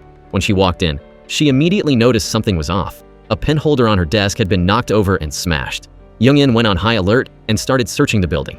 She found Seol-ae sitting calmly, pretending to work on a script. Young-in was suspicious and tried to search Seol-ae's bag, but a colleague happened to walk in and provided a distraction, allowing Seol-ae to get away. Moments later, Young-in confirmed her worst nightmare. The secret documents were gone, and there was no doubt in her mind that Seol-ae had stolen them. Furious, Young-in cornered Seol-ae and demanded the papers back. In her panic, Young-in actually threatened to call the police. Seol-ae just laughed in her face. "Go ahead," she mocked. "I'd love to see you explain to the cops why you have a collection of illegal, shady contracts in your safe." Young-in froze, realizing she'd been outplayed. But she had one card left to play. She reminded Seol-ae that the show they were currently filming was a massive hit. If Seol-ae exposed the agency now, the show would be cancelled instantly, and Seol-ae's dream of being a famous screenwriter would go up in smoke along with the company. Seol-ae wasn't sure what to do, so she consulted with the director. He gave her a reality check. This wasn't just about her revenge anymore. Hundreds of staff members and crew were relying on this show to feed their families. If she dropped the bombshell now, she'd be hurting innocent people. He advised her to keep the secret until the finale aired, then she could burn Young-in's world down. With the evidence in her hands, Seol-ae watched Young-in and Jin-ho live in a state of constant, paranoid fear. She decided to use the script as a weapon of psychological torture. She rewrote the finale so that the male lead, played by Jin-ho, dies a sudden, pathetic death. When the director begged her to change it, she refused to budge. Young-in eventually found out and exploded. She cornered Seol-ae, and the tension finally snapped. Young-in slapped Seol-ae across the face. But Seol-ae didn't just take it. She clapped back, slapping Young-in right back. The two women got into a full-on physical brawl until the director had to rush in and pull them apart. Jin-ho was also losing his mind. This show was his big debut, and he couldn't accept his character being killed off so abruptly. He confronted Seol-ae, but she just looked at him with pure disgust and told him to get out of her sight. Jin-ho knew that even if he left the show, he was famous enough to find work elsewhere as long as Young-in backed him. But the humiliation of being executed by Seol-ae's pen was a blow to his ego he couldn't handle. Young-in decided to play dirty. She hired a ghostwriter to publicly accuse Seol-ae of plagiarism, hoping to ruin her career and force her off the project. But while she was plotting, a new threat emerged. It turns out Dr. Hoon, the doctor who faked the death certificate, and the maid's aunt were old acquaintances. After being knocked unconscious in a previous scuffle, Hoon ran into the maid's aunt. The maid immediately recognized him as the man who assisted in the cover-up of Seol-ae's father's murder. She begged him to come clean to Seol-ae. Hoon had spent years living like a ghost, jobless and broken by guilt. After thinking it over, he decided he was ready to face the music and tell Seol-ae everything. Hoon and Seol-ae scheduled a secret meeting. Tae-chong, terrified of what the doctor might say, sent goons to tail them and stop the meeting at any cost. Luckily, Hoon's years of living in the shadows made him alert. He spotted the tails and managed to give them the slip, finally meeting Seol-ae in private. They all headed to the maid's house, thinking they were safe. But once the interrogation started and Seol-ae's family began firing questions at him like a storm, Hoon's courage failed him. He panicked, used the excuse of going to the bathroom, and jumped out the window to escape, leaving Seol-ae right back where she started.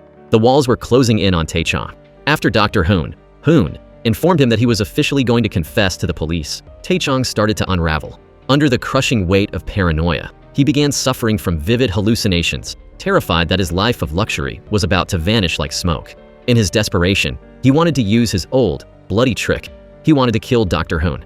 But Young-in was horrified by the idea. She didn't want another murder on her soul. Plus, she noticed that since the last accident, Tae-chong's mental state had deteriorated into a nervous breakdown. She feared that if he killed again, he would descend into total madness and ruin her peace forever.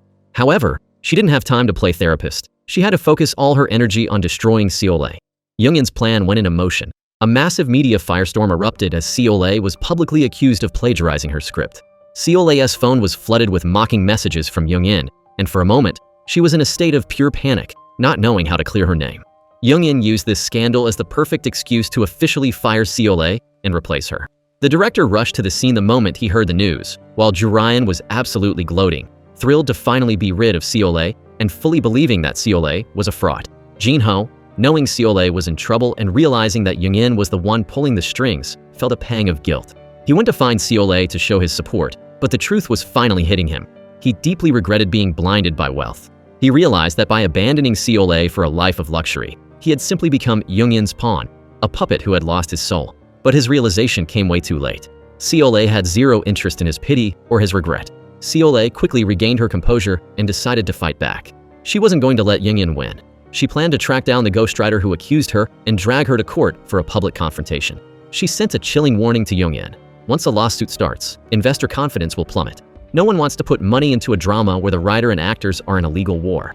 The already tight production budget would dry up completely, the show would be cancelled, and Young-in's agency would be the one to go bankrupt in the end. Young-in's victory was crushed instantly. She knew Seole was right. She tried to negotiate, offering a truce. If Seole returned the secret documents she stole, Young-in would make the plagiarism charges disappear. But Seole held all the cards now, and she refused to give an inch. Seeing that negotiations had failed, Young-in summoned the director and demanded that he use the new writer's script. But the director knew Seole was being framed and flat out refused to cooperate, storming out of the office. In his haste, he accidentally left his phone behind. Just after he left, Joo-ryan walked in and started bragging to her mother about how they had successfully orchestrated the plagiarism frame-up. Little did they know that the director's phone was recording every single word. The director eventually tracked down the new writer and laid out the cold, hard facts. If this went to court, her lies would be exposed, and with a criminal record for fraud, she'd be blacklisted from the industry forever. The writer was already shaking. She knew he was right. After a moment of panic, she confessed to the director that she had indeed lied about Seole, though she was still too scared to officially retract her statement. When the director got home and checked his phone, he discovered the smoking hoon, the recording of Young-in and Joo-ryan admitting to the whole scheme. He was disgusted by how low they were willing to sink. He and his mother teamed up to put the squeeze on Young-in. The director's mother demanded that Young-in return her entire investment immediately, using the change in screenwriters and the resulting risk to the show's ratings as a legal excuse. Young-in was backed into a corner. She didn't have the money to pay her back. The director then confronted Young-in with the recording. Even hearing her own voice on tape, Young-in tried to gaslight him, denying she ever said those things and questioning if the recording was fake. But even with her poker face on, she knew she was caught. She didn't dare replace Seole after that. In the end, the plagiarism scandal was quietly resolved, and Seole stayed on top. Tae-chang goes on a total warpath. He's searching everywhere for Dr. Hoon, convinced that the maid's family is hiding him somewhere. He dares to go and illegally raid their home, acting like he's above the law. But while Tae-chang is out playing tough guy, Young-in is being absolutely hounded by the director's mother for her debts. The production costs for the drama are eating her alive every month, and her cash flow is officially dead.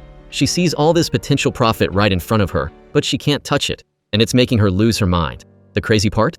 Young-in is so delusional that she still hasn't realized that the reason her investors are running for the hills is because of the plagiarism scandal she started. Her colleagues try to give her a reality check. Investors are terrified of the legal risks and are pulling their funding to save themselves. Instead of coming clean, Young-in doubles down on the lies. She tries to force her staff to leak a fake story, saying the agency signed Seole to a new deal worth a staggering $10 million per episode. Her own team is disgusted by her lack of ethics. They realize she's a pathological liar and quit on the spot. Meanwhile, the bubble finally bursts for Joo-ryan. She happens to overhear her parents talking and learns the gruesome truth. Years ago, they teamed up to rob and murder Celia's father, Mr. Park. Joo-ryan is in total shock. She knew her parents weren't saints, but she never imagined they were cold-blooded killers. Sick to her stomach, she goes to Seole to find out if it's true. Seole sees her chance and calls Young-in right then and there. Young-in, having no idea her daughter is listening on the other end, starts hurling insults at Seole. She flat out admits to every single crime, bragging about what she did. Hearing her own mother confess to murder breaks Joo-ryan. She stumbles home, completely traumatized. She starts connecting the dots and realizes Jin-ho has known the truth for a long time. She immediately suspects Jin-ho is secretly working with Seole to get revenge from the inside. Jin-ho is offended by the accusation, and the two of them get into a screaming match, which Young-in overhears. Young-in is terrified that her daughter can't handle the truth, and like a true villain, she starts dodging all responsibility. She starts screaming at Tae-chang, blaming him for everything. She claims that if he hadn't corrupted her, she would never have become a murderer living in constant fear. Then, Jin-ho does something truly bizarre. He decides he wants to protect Ju-ryan from this family war. He reasons that she was only 8 years old when the murder happened and shouldn't pay for her parents' sins. He actually has the nerve to go to Seol-ae and beg her not to hurt the innocent Ju-ryan. Seol-ae is stunned. This man has caused her unforgivable pain, and now he's lecturing her on mercy? She loses her temper and delivers a well-deserved slap across his face. Jin-ho leaves, humiliated. But the financial nightmare isn't over. Tae-chong is desperate for cash to pay off Hoon's blackmail. He turns to Young-in and suggests the unthinkable. He tells her she still has her looks and should sell her body to a rich investor for $5 million. Young-in is repulsed, but Tae-chong turns on her instantly. He sneers at her, saying she's used to that kind of work anyway. So what's the difference? Tae-chong starts begging everyone for a loan to get Hoon off his back. In a massive twist of fate, the secret lender he finds is none other than his ex-wife. Tae-chong's ego is so big that the second he sees her, his begging turns back into insults. His ex-wife doesn't waste a second. She tells him she'll give him the money, but on one condition. He has to put up his income and sign a contract stating that if he doesn't pay her back in 6 months, his entire trading company belongs to her. Tae-chong thinks she's lost her mind and refuses. To get back at her, he tries to hurt her by asking about their dead son. Her rage boils over, and she storms out. However, Tae-chong's arrogance doesn't last long. He gets word that his company is on the brink of bankruptcy and will be auctioned off if he doesn't get cash now. With his back against the wall, he crawls back to his ex-wife and signs that predatory contract. He has no idea he's walking right into her trap. Her ultimate goal is to strip him and Young-in of every penny they have and leave them with nothing. While the director's mother was closing her trap around Tae-chong, a ghost from the past finally re-emerged, Hoon. He had been missing for weeks, with Tae-chong's hitman breathing down his neck, but he finally decided he couldn't live with the guilt anymore. He reached out to Seol-ae to give her the truth she's been waiting for. Seol-ae rushed home, knowing that with Dr. Hoon as a witness, her father's case could finally be reopened, and the monsters who ruined her life would finally face the music. Dr. Hoon confessed the whole thing, how Tae-chong and Young-in cornered him on the day her father died and forced him to sign a fraudulent death certificate, listing the cause as a simple heart attack. To atone for his sins, Hoon told Seol-ae he was ready to walk into a police station and confess everything. Seol-ae was ready to pull the trigger on her revenge, but the director's mother pulled her aside with a chilling request. Wait. She explained that her financial trap was almost complete. If Seol-ae waited just a little longer, until Tae-chong and Young-in defaulted on their massive debts, the mother could legally seize their entire empire and leave them on the street. Seol-ae realized the brilliance of the plan and agreed to wait. She told Hoon to stay in hiding for just a bit longer while they finalized the kill shot. Meanwhile, back at the mansion, Ju-ryan was a total mess. She could sense that Jin-ho didn't love her, and she spent her nights drowning her sorrows in alcohol. In a drunken haze, she confronted him, asking the question she was terrified of, "Do you actually love me?" Jin-ho was completely drained. He couldn't help but compare her to Seol-ae. Back then, Seol-ae always put his needs first, but with Ju-ryan, he was constantly walking on eggshells to please her rich girl ego. Ju-ryan eventually snapped, telling him she was done with his half-hearted loyalty and demanding a breakup. Jin-ho was caught off guard. He knew his entire status and career depended on her family. He went into full manipulation mode, swearing over and over that he felt nothing for Seol-ae and begging Ju-ryan to reconsider. Ju-ryan wouldn't listen, and eventually, Jin-ho just gave up and ignored her. But the fear of losing her was worse than the fighting.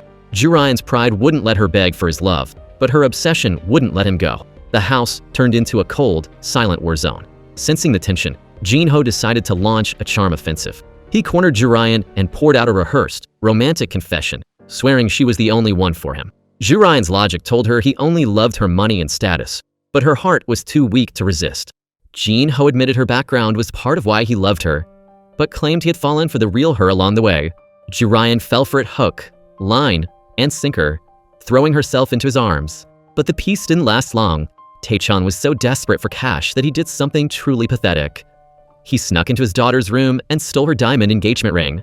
He planned upon it to solve his immediate debt, promising himself he'd buy it back later. But then Ju-ryan and Jin-ho made up, and she immediately wanted to wear the ring to show off. When she couldn't find it, she flew into a homicidal rage, accusing the poor maid of stealing it. The house was in total chaos, with the maid sobbing and begging for her life, until Tae-chong finally found the ring, making up a ridiculous lie that a friend had borrowed it to see the design. Young-in wasn't a fool. She knew her husband had just robbed their own daughter. She called him out privately, leaving Tae-chong humiliated and desperate. To make matters worse, Hoon cornered him again, demanding even more cash as compensation for everything Seole had suffered. Tae-chong, having no money left, got into a screaming match with the doctor. Little did they know, Ju-ryan was listening from the hallway. She finally realized the truth. Her father was financially ruined and being blackmailed for murder. Driven by a twisted sense of loyalty to her father, Ju-ryan secretly arranged a meeting with Dr. Hoon. She brought her engagement ring and offered it to him as a bribe. She told him to take the diamond and disappear, as long as he promised never use the murder of Mr. Park to threaten her father ever again. Hoon took the diamond ring Ju-ryan used to bribe him and handed it directly to Seole. The very ring Ju-ryan had been flaunting like a trophy was now in the hands of her greatest enemy. Seole was overwhelmed with conflicting emotions, but her best friend gave her a reality check. Use that ring as a weapon. Use it to drive her insane. Seole started wearing the ring in public, and the reaction was instantaneous. Jin-ho was completely baffled. He couldn't understand how his own fiancé's engagement ring ended up on Seole's finger. Ju-ryan was suffocating with rage, but she had to stay silent.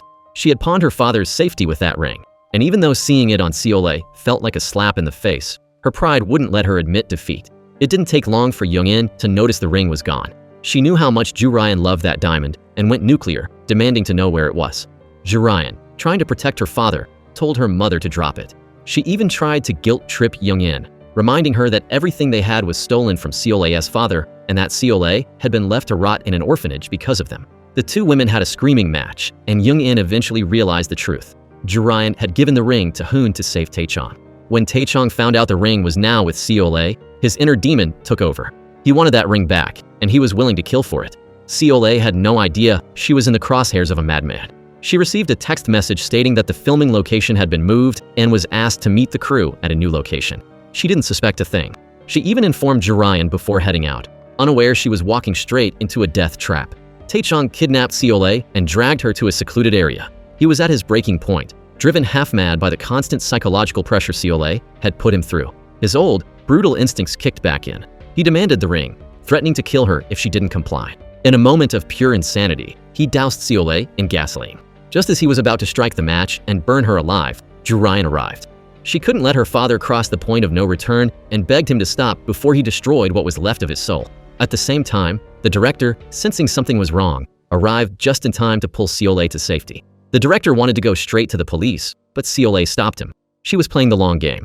She knew that if Tae-chong was arrested now, the TV drama, the project everyone had worked so hard on, would be cancelled. Plus, with Tae-chong's connections and money, a kidnapping charge might not even stick. He'd be out on bail in days. To truly destroy him, she needed to strike at his core, his empire, and his legacy. Once he sobered up from his rage, Tae-chong was terrified Seole would sue him. Ju-ryan, unable to watch her father suffer, went to negotiate with Seole. Seole gave her a cold promise. She wouldn't call the cops, yet. But she warned Ju-ryan that the day of reckoning was coming, and Tae-chong would pay a price far higher than a prison sentence. When Young-in found out about the kidnapping, she tried to justify her actions, claiming she did everything to give Ju-ryan a better life. But Ju-ryan was disgusted. She looked at her mother like she was a monster, unable to believe she felt zero remorse for almost burning a girl alive. Young-in snapped back, calling Ju-ryan a hypocrite for enjoying the luxury bought with Seole's blood while preaching about justice. The chaos wasn't lost on Jin-ho. He had overheard the entire conversation from behind the door. Knowing that Seole was almost burned alive made him realize just how psychotic the family he had joined really was. He started to fear for his own safety. If they could do that to Seole, what would they do to him if he ever outlived his usefulness? He realized he needed an escape plan and fast. That night, he ran to Seole. He gave her a belated confession, swearing that he was ready to come back to her at any moment. This fake, late-to-the-party love actually worked on Seole for a moment. She broke down, her years of suppressed pain turning into tears that soaked Jin-ho's shirt. Seole started pulling him away from Ju-ryan, advising him to move out of the mansion first. But Jin-ho was still a coward. He was terrified of Young-in and didn't want to risk his skyrocketing career by making a sudden move. But their secret meeting didn't stay secret. Ju-ryan caught them together and flew into a jealous rage. Jin-ho used his best pity act, claiming he only met Seole to comfort her because she almost died. Ju-ryan tried to brainwash herself into believing his lies, but Seole wasn't going to let her have peace. The next day, Seole sent Ju-ryan a video of Jin-ho explicitly saying he wanted to come back to her. Ju-ryan's world collapsed. The insecurity and the fear of losing him finally broke her. In a move of total desperation, the rich girl who once looked down on everyone went to Seole and begged her to let her have Jin-ho. For Seole, seeing the girl who ruined her life reduced to a weeping mess was the first true taste of sweet, delicious revenge. Jin-ho was getting to the point where he absolutely could not stand Jurian anymore. He wanted to move out and live on his own, but Young-in flatly refused to let that happen. Jurian was convinced that every single thing going wrong was Seolea's fault, and she went into a total, uncontrolled rage at Jin-ho. For him, living in that mansion felt like hell on earth, and he just wanted a quick escape.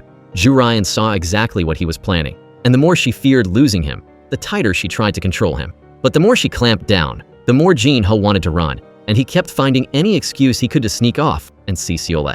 One night, Jin-ho went to find Seole again, and of course, Jurian followed him. But before she even got there, the director had already arrived at Seole's apartment. Before long, all four of them were sitting there in a beyond awkward situation, drinking together while everyone felt miserable. Jurian ended up getting blackout drunk and started begging the director to hurry up and chase Seole so that Jin-ho would finally come back to her. She was completely losing it. Humiliated, Jin-ho had to force her out of there and take her home. Being surrounded by the desperate attention of these two women left Jin-ho totally conflicted, and for a moment, he didn't know which path to take. Not long after, Seole got a text from him. He said he was looking for a new apartment and wanted to start over with her. Seole's best friend warned her that she was playing with fire. She could see that Seole was actually catching feelings for Jin-ho again and called her out on it, accusing her of wanting to get back together with him.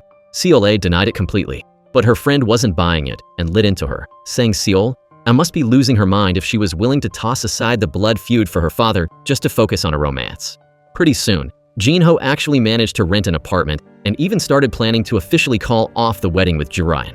Seole just listened to him brag with total indifference. She wasn't happy at all. She couldn't stand his self-satisfaction anymore and finally laid out his real motives. She told him he was only coming back to her because he realized Young-in wasn't a stable person to rely on anymore. Now that Seole was a famous screenwriter, he figured being with her would make his career path much smoother and keep him from being exploited. Seole was done playing games.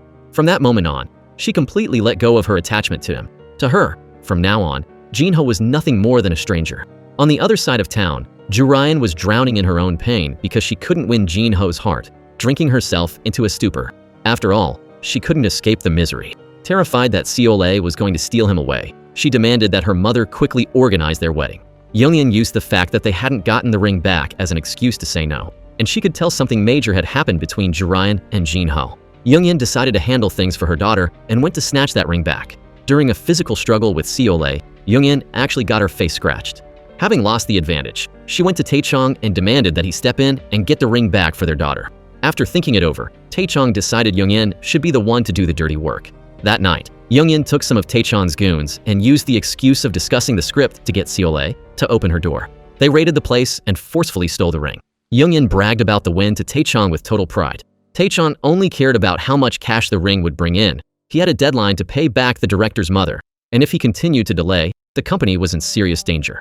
Young-in took the ring to the director's mother, only to be hit with the shock of a lifetime. The ring was a fake.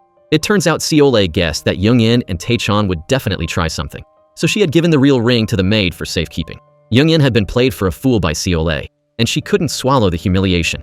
She called Seole to confront her, but Seole just acted smug, telling Young-in she was too busy reading scripts and didn't have time for her before hanging up. Seeing her mother so embarrassed, Jurian tried to be helpful and told Young-in to stop picking fights with Seole. But Young-in, who looked down on Seole, was so fed up with being provoked that she exploded at Jurian.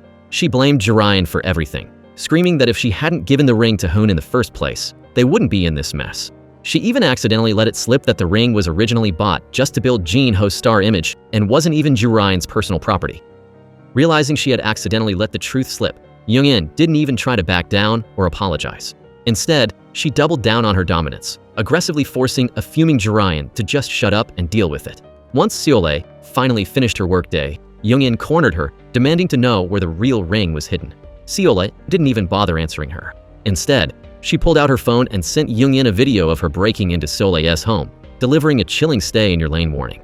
Young-in was momentarily paralyzed, unable to touch Seole, so she ran back to Tae-chong to vent. Since they knew the ring wasn't on Seole, Tae-chong decided to play dirty. In the dead of night, he sent his goons to raid the maid's house. The maid was jolted awake by a crashing noise in her living room.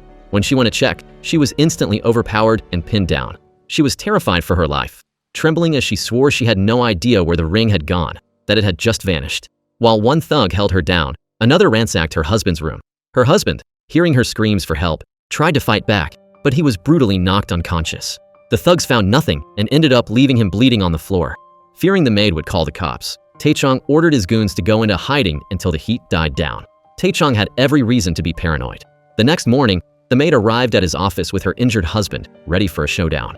But Tae-chong's temper was a ticking time bomb. Triggered by the confrontation, he turned violent, physically attacking both the maid and her aunt. He then locked them away, intending to teach them a lesson through forced detention. When Seol-a's uncle realized his wife never came home, he panicked. Seol-a instantly guessed that Tae-chong was behind their disappearance. With nowhere else to turn, she was forced to beg her enemy's daughter, Jurian, to rescue them. Jurian was already disgusted by her father's behavior. After agonizing over the choice, she finally did the right thing and helped Seol-a rescue the women. Seol-a had reached her breaking point. She couldn't take Tae-chong's cruelty anymore. She went straight to the director's mother and spilled every detail. The director's mother told Seol-a it was time to strike back. If they didn't, these monsters would never stop. The director's mother orchestrated a fake kidnapping at Tae-chong's own home. Both Tae-chong and Young-in were tied up, their faces turning ghost white with terror as they stared at their captors. After they were eventually rescued, they immediately called the police. However, the cops noted that the kidnappers were incredibly professional, acting more like they were sending a warning rather than conducting a real abduction. Tae-chong had a gut feeling about who was behind it, but he hesitated to tell the cops the truth, terrified that an investigation would expose his own criminal history. He eventually made up a lame excuse and sent the police away. Tae-chong and Young-in huddled to discuss their next move. They were convinced Seol-a had staged the kidnapping as payback for the maid. Young-in, however, didn't believe the timid Seol-a had the guts to pull it off alone and suspected Hoon was the real mastermind. The whole incident left the family shaken to their core. When Seol-a heard the news, her naturally kind heart made her feel guilty. She was worried she had gone too far. But the director's mother gave her a dose of reality. Being kind to evil people is just being cruel to yourself. Young-in, desperate to know for sure who broke into her house, decided to bait Seol-a. To her surprise, Seol-a didn't hide it. She looked Young-in in the eye and admitted she was the one who arranged it. Young-in was humiliated and desperate for revenge, but she was trapped. The agency was broke. They still owed Seol-a her writing fees, and Seol-a was refusing to hand over the next script pages. Young-in knew that declaring war on Seol-a right now would ruin the show's schedule, so she was forced to put her grudge on ice. While Young-in was drowning in debt, Tae-chong was also feeling the heat. The director's mother was hounding him for money every single day. He was too scared to tell Young-in about his past marriage to her, so he spent his days spinning a web of lies. But Young-in wasn't a fool. She grew suspicious that Tae-chong was having an affair and hired a private investigator to follow him. That's when she found out the truth. The woman demanding the money was Tae-chong's ex-wife. Even worse, she realized Tae-chong was secretly investigating his ex-wife's youngest son, hoping to find a biological heir to his fortune. Seething with hidden rage, Young-in started scrambling for any way to get some cash. That's when a movie offer for Jin-ho landed on her desk. The paycheck was massive, exactly what she needed, but there was a catch. The script required a full nude scene. Young-in didn't hesitate for a second. In her eyes, Jin-ho was just a piece of meat with a price tag, and his dignity meant nothing to her. Jin-ho, however, was absolutely repulsed. He had worked his way up to being a top star and wasn't about to humiliate himself and potentially ruin his career by stripping on camera. He flat out refused. Young-in went into a rage, calling him an ungrateful diva for being picky now that he was famous. The two of them got into a massive screaming match, with their relationship hitting a brand new low. When Jurian found out her mother was forcing her own fiancé to film a nude scene, she went ballistic. But Young-in was past the point of reason. She was so blinded by the potential payday that she went full tyrant. She didn't care about their feelings or their engagement. She ordered Jin-ho to do exactly as he was told. Jin-ho felt like he was drowning. He had zero autonomy left in his own life. Lost and desperate, he ran to the director to ask for professional advice. The director's answer was a hard no. He explained that in the industry, taking on a second major project before finishing the first is a total no-go. It would make Jin-ho look unprofessional and could completely destroy his reputation. After hearing that, Jin-ho was more determined than ever to stay away from that movie. But he still had no idea how to stand up to a woman as ruthless as Young-in. Meanwhile, Tae-chong finally got the DNA test results for his ex-wife's youngest son. When he saw the paper confirmed they weren't related, he went into a blind, murderous rage. He had spent so much energy hoping for a male heir, and now that the dream was dead, he felt humiliated. He called his ex-wife, the director's mother, pretending he was ready to pay back his debt, to lure her into a meeting. When they met, Tae-chong went full villain. He took the legal contract they had signed and ripped it to shreds right in front of her face, arrogantly declaring he wouldn't pay her a cent and wouldn't hand over his company. The ex-wife wasn't even flustered. She knew exactly what kind of snake he was and had already prepared a backup plan. She turned to leave with total confidence, which made Tae-chong lose the last of his sanity. In a moment of extreme violence, he kidnapped her. Tae-chong took his rage out on her, brutally beating his ex-wife until she lost consciousness.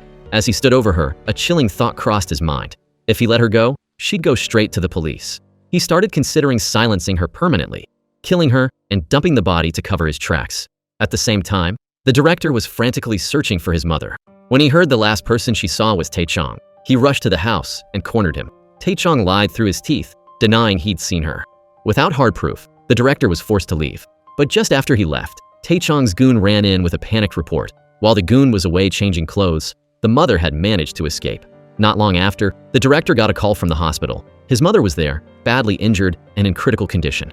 Seeing his mother broken and bruised in a hospital bed made the director want to tear Tae-chong apart with his bare hands. But his mother stopped him.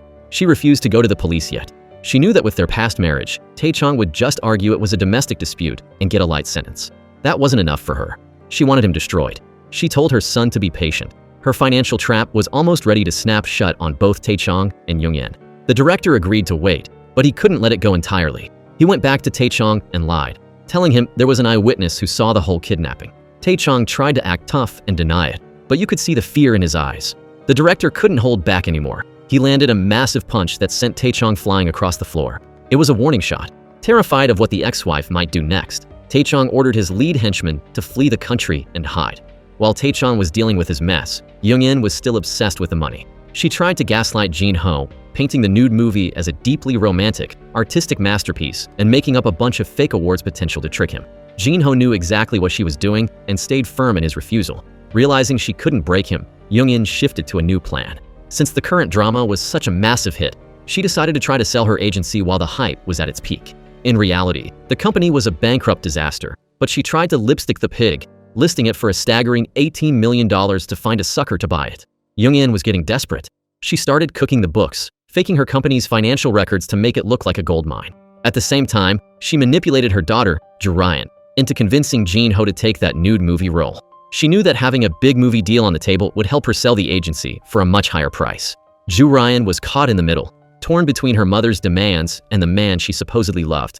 But then, she remembered Seol's warning that Jin-ho didn't actually love her. Driven by insecurity and spite, Ju-ryan decided to put her family's bank account first. She played it smart with Jin-ho. She pretended she hated the nudity too, but then she hyped up the director. This director is a legend. She lied. Everyone is fighting for this role. If you do this, you'll finally be a real actor. Jin-ho, blinded by the dream of reaching the A-list, actually fell for it and agreed. But when Seol found out, she was terrified for him. She had read the script and saw exactly what was in the fine print.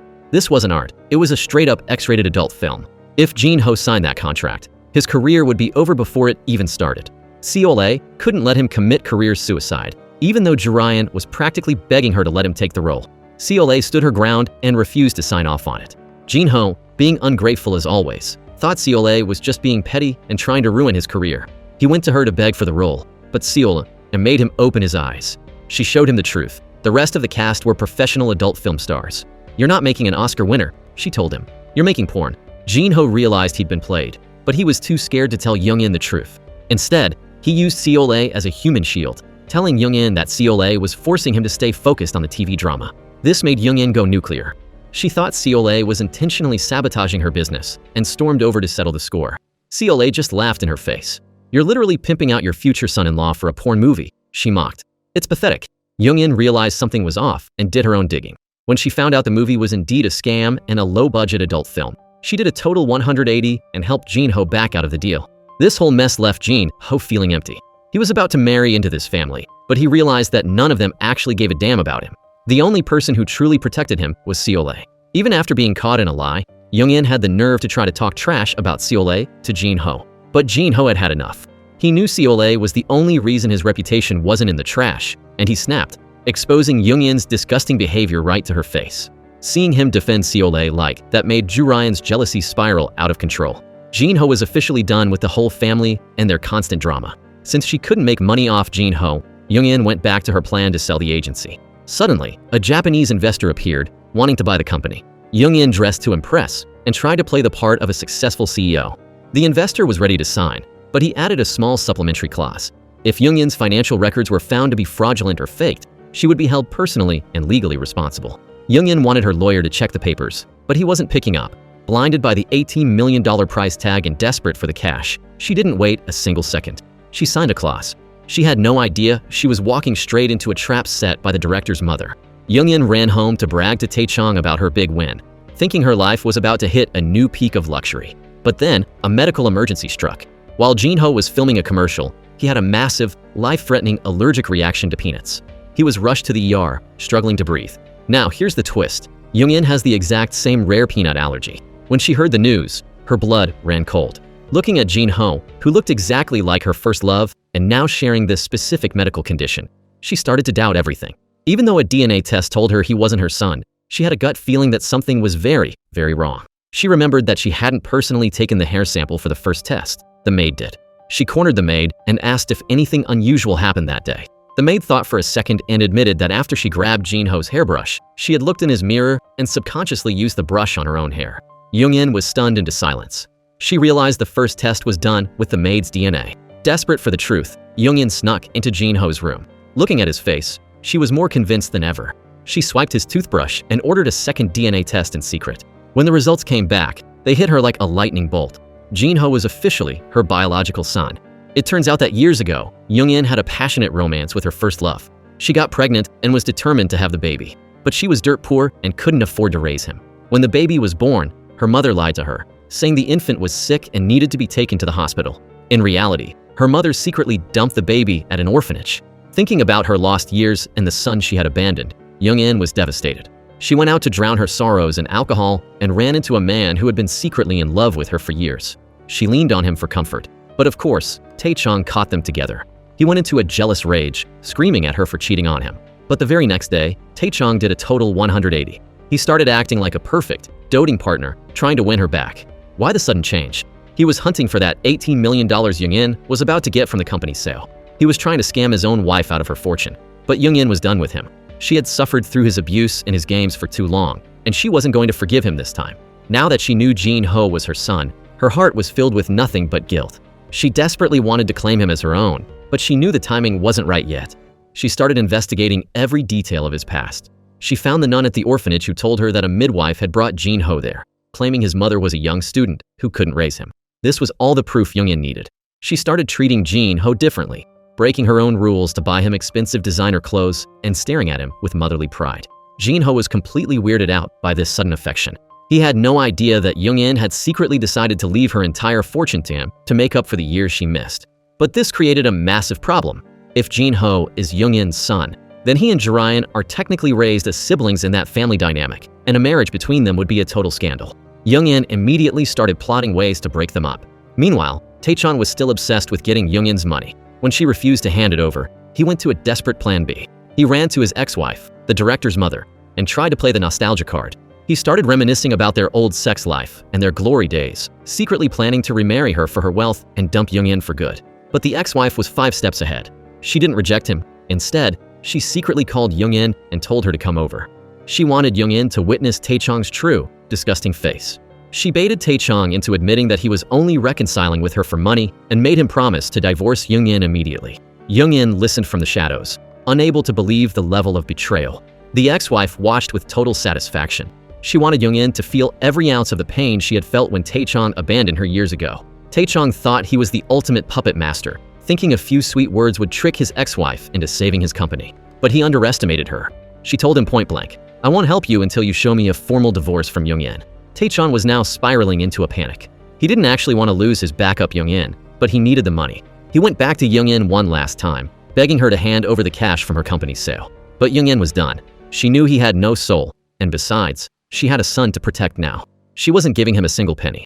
Young-in's behavior was getting weirder and creepier by the day. She became completely obsessed with Jin-ho, buying him everything from designer silk pajamas to new shoes, and she was even going as far as personally dressing him. This sudden special treatment was a massive red flag for Tae-chong and Jirayan. They had no idea he was her son, so they naturally assumed the worst, that Young-in was developing a romantic obsession with her own daughter's fiancé. But it wasn't just about the gifts. Young-in turned into the ultimate stage mom from hell. When she saw a scene in Seol's script where Jin-ho's character gets slapped, she lost it. She wasn't about to let her precious son get hurt, so she hounded Seol to rewrite the scene, declaring that nobody was allowed to lay a finger on him. She even became insanely picky about his work. In a total 180 from her previous behavior, she turned down a massive investment deal just because the female investor wanted to have dinner with Jin-ho. The old Young-in would have pimped him out in a heartbeat. The new Young-in was guarding him like a hawk. Tae-chong reached his boiling point. Disgusted by what he thought was an affair, he lost his cool and physically attacked Young-in. But Jin-ho didn't just stand there. He jumped in and shielded Young-in from the blows. This was the final straw for Tae-chong. Seeing them protect each other only confirmed his suspicions that something inappropriate was going on. Young-in went full psycho to protect her son. She looked Tae-chong in the eye and gave him a chilling death threat. "If you ever lay a hand on Jin-ho again, I will kill you." Tae-chong didn't back down. He pulled out his old hunting rifle and started cleaning it right in front of her, making it clear that if she tried anything, he wouldn't mind adding a few more bodies to his count. Young-in couldn't have cared less about Tae-chong's threats. Now that she knew the truth, her only goal was to keep Jin-ho and Ju-ryan apart. She used her power as the CEO to micromanage every second of his schedule. She even started censoring his scripts. If a line had even a minor swear word, she'd scream at Seole to change it. The rehearsals became a total circus. Everyone on set was fed up with her interference. Seole, still in the dark about the blood relation, thought Young-in was just doing this to sabotage her personally, and the two women had a massive, legendary screaming match. Even Ju-ryan was starting to wonder what the hell was wrong with her mother. Jin-ho himself was beyond freaked out. The difference between the strict boss Young-in and the smothering caretaker Young-in was too much to handle. He started getting the cougar vibe, terrified that Young-in was trying to turn him into her personal toy. In a desperate bid for freedom, he begged to move out of the mansion. Young-in, who wanted to make up for all the years she missed with him, flatly refused. Tae-chong wanted him gone, too, but Young-in was ready to burn her whole life down for him. She looked her husband in the eye and declared that even if she had to divorce him, she was never letting Jin-ho leave. Jin-ho felt like a bird in a golden cage, with zero freedom. And it was true. Young-in was literally willing to give up her entire agency just to keep him under her roof. Feeling the walls close in, Ju-ryan suggested she and Jin-ho turn off their phones and disappear for a night to rebel. But when they didn't come home, Young-in went into a homicidal rage. When they finally returned, she didn't just yell. She physically attacked her own daughter and demanded to know if she had slept with Jin-ho. Ju-ryan was heartbroken. She couldn't understand why the mother who used to treat her like a princess was now obsessed with her fiancé. The fallout was massive. The director, unable to deal with Young-in's constant interference, finally snapped and quit the show. Seole, standing by her director, went to Young-in and gave her an ultimatum. If the director leaves, she stops writing. But Young-in wasn't even listening. She was too busy staring at a tiny scratch on Jin-ho's face. She reached out and started caressing his cheek with a look of pure, creepy devotion. Jin-ho was visibly uncomfortable, but because she held his career in her hands, he didn't dare pull away. Then, Young-in took it a step further. She told Jin-ho he should break up with Ju-ryan for professional reasons. And then came the line that sent a shiver down his spine. She told him she just wanted to hug him. Jin-ho froze, now more convinced than ever that his future mother-in-law had actually fallen in love with him. While Tae-chong was still desperately clinging to his marriage with Young-in, the ex-wife showed up to collect her debt. But she wasn't the only one at the door. A mysterious woman named Mrs. Kim appeared, making a scene and screaming that she had a secret past and a physical history with Tae-chong. The ex-wife's radar went off immediately. She knew there was a juicy secret buried here. She hired an investigator and uncovered a bombshell. Mrs. Kim was suffering from Alzheimer's, and Ju-ryan was actually her biological daughter. Mrs. Kim was back to squeeze Tae-chong for every penny she could get. For years, Ju-ryan had no idea where she came from. Even Young-in was in the dark, truly believing that Ju-ryan was just a random baby Tae-chong had found on their doorstep. Terrified that the truth would blow up his life, Tae-chong tried everything to keep Mrs. Kim away from the girl. But Mrs. Kim's motherly instincts were too strong. She accidentally ran into Ju-ryan. Tae-chong was panicking, but even with the walls closing in, he was too stingy to pay Mrs. Kim the hush money she demanded. When Tae-chong refused to pay, Mrs. Kim went nuclear and headed straight for Young-in. Fearing the secret was about to leak, Tae-chong turned back into a monster and ordered a hit on her. Luckily, just as his goon was about to take her out, a bystander walked by, and Mrs. Kim escaped with her life. Realizing Tae-chong was literally trying to kill her, she stopped playing games and told Young-in everything. Young-in was floored. She realized that while they were together, Tae-chong had been cheating all over the place and had tricked her into raising his illegitimate daughter as her own. But Young-in didn't have time to process the betrayal. She was too focused on her get-rich-quick scheme. She was close to finalizing the agency sale and was desperate for that advance payment to set her up for life. She had no clue she was walking deeper into the ex-wife's trap. There was one major snag. The Japanese buyers had a strict clause requiring a contract extension with Seole.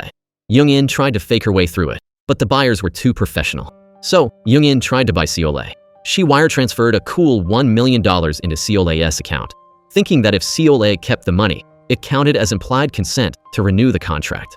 Seol-ae confronted her immediately. She didn't want the money, she wanted blood. Young-in, desperate for the signature, did a total 180. She acted completely submissive, smiling and agreeing to every single demand Seol-ae made. It was a pathetic sight, and Seol-ae loved every second of watching Young-in grovel. But Seol-ae's mind was made up. She was never signing that contract. She and the ex-wife were just waiting for the perfect moment to deliver the final, crushing blow. Failing to flip Seol-ae, Young-in went after the maid. She offered the maid a massive $800,000 cash bribe and promised her daughter a high-paying job. The maid, who had been dreaming of buying a new house, was momentarily blinded by the money and took it. But the guilt ate her alive. She couldn't betray Seol-ae. In a legendary move, she exchanged the $800,000 into small bills, filled an entire shopping cart with them, and rolled it right back into Young-in's face. Seol-ae, it wasn't even mad. She understood the struggle and instead gave the maid her own life savings as a reward for her loyalty. With the financial deal stalling, the house turned into a war zone. Young-in finally got the DNA results for Jurian and confronted Taechan. He broke down and admitted everything. What they didn't know was that Jurian was listening at the door. The girl who grew up calling Young-in mom was shattered. Even though she knew she was an illegitimate child, she begged Young-in to keep being her mother, crying that the years of love they shared should matter more than blood. But Young-in was stone cold. She looked at Jurian and felt nothing but hatred. Every time she saw Jurian's face, she was reminded of Taechan's betrayal and the fact that she had wasted her motherly love on a stranger's child while her real son, Jin-ho, lived in poverty. She didn't say it out loud, but her mind was made up. She was going to give every penny of her fortune to Jin-ho and leave Jurian with absolutely nothing. She naively thought that if she could just prove her loyalty to Young-in, the woman she grew up calling mom would take her back. To show she chose Young-in, she officially ghosted her biological mother, Mrs. Kim, refusing to even acknowledge her. But Mrs. Kim wasn't going to go away quietly. Furious at being cast aside, she dragged both Jurian and Young-in into a heated, three-way confrontation. Young-in, however, was done with the drama. She didn't want to hear them scream. With a heart as cold as ice, she told Jurian to just go and be with her real mother. Feeling abandoned and replaced, Jurian was absolutely shattered. The woman who once treated her like a princess was now looking at her like she was a stranger. Desperate to hold on to the only thing she had left, Jurian tried to rush the wedding with Jin-ho, but Young-in was already 10 steps ahead. In her mind, Jurian wasn't even close to being good enough for her secret son. She started plotting to ship Jurian off to study abroad just to get her out of the way. Just then, a massive offer came in. A world-famous director wanted to collaborate with Jin-ho. Jurian was ecstatic, thinking this would save their future. She immediately tried to play the role of the supportive fiancé, even offering to buy him new clothes for the meeting. But Young-in shut her down instantly. She mocked Jurian's cheap taste and declared that she would be the one dressing Jin-ho in designer gear from head to toe. She was building his image, and she wasn't letting Jurian interfere. Young-in was already counting the money. She figured if Jin-ho worked with this director, she could pull in tens of millions, maybe even 100 million, in new investments. But the director's mother, Taechan's ex-wife, saw the hype and decided it was time to burn it all down. To sabotage Young-in's payday, she leaked a series of highly sensitive, scandalous photos of Jin-ho to the media. The Golden Boy was officially canceled. Young-in was terrified that Jin-ho couldn't handle the heat, so she tried to hide the news from him at first. But when Jin-ho walked onto the set and saw everyone looking at him like he was trash, he realized his dirty laundry had been aired for the whole world to see. He felt like a broken toy. Devastated, he went out to drown his sorrows in alcohol. In his darkest hour, he finally felt the weight of his regret. He realized that for a little bit of fame and money, he had betrayed the only woman who truly loved him, Seol-ae. But Seol-ae was done with him. After being dragged through the mud by him so many times, she had finally woken up. She had zero intention of taking him back. Meanwhile, the media pressure was mounting. Young-in, acting like a cold-blooded puppet master, forced a broken Jin-ho to face the press. She claimed it was the only way to save his career, but Jin-ho saw right through her. He was disgusted. She was the one who forced him into those casting couch situations in the first place. And now that it had blown up, she was throwing him to the wolves to save herself. Everyone was telling him to be strong, but nobody cared that he was falling apart. Under her thumb, he reluctantly agreed to the press conference, while Young-in watched from the wings, pretending to feel pity for the son she was exploiting. After the scandal, Jin-ho's reputation was in the trash. He was the most hated man in the country. Looking back at his short-lived fame, he wished he had never been Jin-ho the star. He realized that by chasing the spotlight, he had lost his soul. Overwhelmed with self-loathing, he wandered back to the secret spot where he and Seol used to share their best memories, drinking until he couldn't feel anything. Young-in and Jurian were losing their minds trying to find him. Eventually, a panicked Young-in had to swallow her pride and beg Seol-ae for help. Seol-ae was worried, too. They had grown up together in that orphanage. 20 years of history don't just vanish. Plus, she felt a pang of guilt. She knew this leak was part of the director's mother's revenge plan. Jin-ho was a terrible person, but he was collateral damage in her war. She went to their old spot and, sure enough, found him blackout drunk. She didn't call Young-in. Instead, she quietly took him back to the maid's house, the only place left where he might find some actual peace. Jin-ho finally sobered up, and his entire perspective had shifted. He was officially done chasing fame and fortune. All he wanted was to crawl back into Seole's life. But Seole had completely given up on him. She was finished with his games and didn't want any more drama, so she called Young-in and Joo-ryan to come and haul him away. Jin-ho's survival instincts kicked in, and he recoiled from the evil mother-daughter duo. He begged to stay at the maid's house just to have some peace. Young-in didn't dare force him, but she tried to pay off the maid as a thank you. It backfired instantly. The maid was deeply insulted that Young-in thought she could buy her kindness with cash. Seeing the tension he was causing, Jin-ho realized he couldn't stay and reluctantly left. This disappearance was the breaking point for Young-in. She knew the director's mother was the one who leaked the scandal, so she fought back with blackmail. She threatened to expose the ex-wife's past secrets unless she killed the rumors. To protect her son's reputation, the ex-wife caved. She released a public statement claiming Jin-ho was innocent and that the scandalous photos were AI-generated deepfakes. Young-in was back on top, and her motherly guilt made her more smothering than ever. Joo-ryan watched this and spiraled into a dark place. She actually started to believe her own mother was in love with her fiancé. The house felt like a twisted psychological thriller, but the truth was that Jin-ho's heart was closed to both of them. In a desperate bid to win Seole back, Jin-ho went to the maid's house and promised to quit the entertainment industry forever if she'd give him another chance. But it was too little, too late. Seole was done. While Jin-ho was busy obsessing over Seole, he became ice-cold toward Joo-ryan. Feeling abandoned, Joo-ryan threw herself into the arms of a department director who had been secretly in love with her. Jin-ho didn't even blink. He actually looked her in the eye and asked for a breakup. Joo-ryan couldn't handle the rejection. Instead of blaming herself, she put a target on Seole's back, convinced Seole had bewitched Jin-ho. Driven by a psychotic rage, she lured Seole to a meeting under a false pretext. The second Seole arrived, Joo-ryan doused her in gasoline, planning a horrific murder-suicide. In the struggle, Seole was knocked unconscious. Luckily, the department director arrived just in time to stop Joo-ryan from striking the match. When Hoon heard about the gasoline attack, he was consumed by guilt. He felt like Seole was suffering because he had been too much of a coward to stand up to Taechong years ago. In a fit of rage, he stormed Taechong's mansion. When the parents arrived home, they found the maid tied up and Hoon holding a knife to Joo-ryan's throat. Taechong lost his mind, pulled his gun, and fired, but he missed Hoon and accidentally shot Jin-ho. In the chaos, Hoon managed to escape. Hoon was devastated by the failed revenge. He realized the only way to truly protect Seole was to go to the police, confess his crimes, and drag Young-in and Taechong to prison with him. But he never got the chance. Young-in was beyond vengeful. She blamed Hoon for Jin-ho's injury. In a cold-blooded move, she bribed one of Taechong's goons to murder Hoon and stage it as a hit-and-run accident. Hoon died on the street, his secrets buried with him. When Seole heard that Hoon died right before he was supposed to confess, she knew Young-in had a hand in it. She stormed the agency, her patience and logic completely replaced by a burning desire for blood. She looked at Joo-ryan and wanted her dead. Even Joo-ryan was starting to get the chills, suspecting her own father had murdered Hoon. Meanwhile, the tension between Jin-ho and Joo-ryan hit a boiling point. She kept lashing out at him, mocking him for being a fair-weather lover. Jin-ho finally snapped. He decided to burn his bridge with the family once and for all and quit the movie role right before the finale. The director was absolutely livid at the lack of professionalism and headed straight to Young-in's office to demand answers. Young-in is surprisingly taking Jin-ho's side, insisting that since he's injured, he needs to step back and rest for a while. Jin-ho is still trying to figure out exactly why Young-in is being so over-the-top protective. He thinks she's in love with him, and while Young-in knows he's getting the wrong idea, she still doesn't have the guts to tell him, "I'm actually your mother." Meanwhile, Jin-ho is still obsessed with winning back Seole. When he hears that Seole, acting as the screenwriter, is absolutely furious that he's quitting the show, he does a total 180. He immediately agrees to stay on the project just to stay in her good graces. Young-in starts working overtime to clear his path, even going as far as publicly announcing that Jin-ho was shot, just to milk the situation for public sympathy and clout. But this move backfires at home. Taechong is losing his mind with rage, terrified that a police investigation into the shooting will lead the cops straight back to him.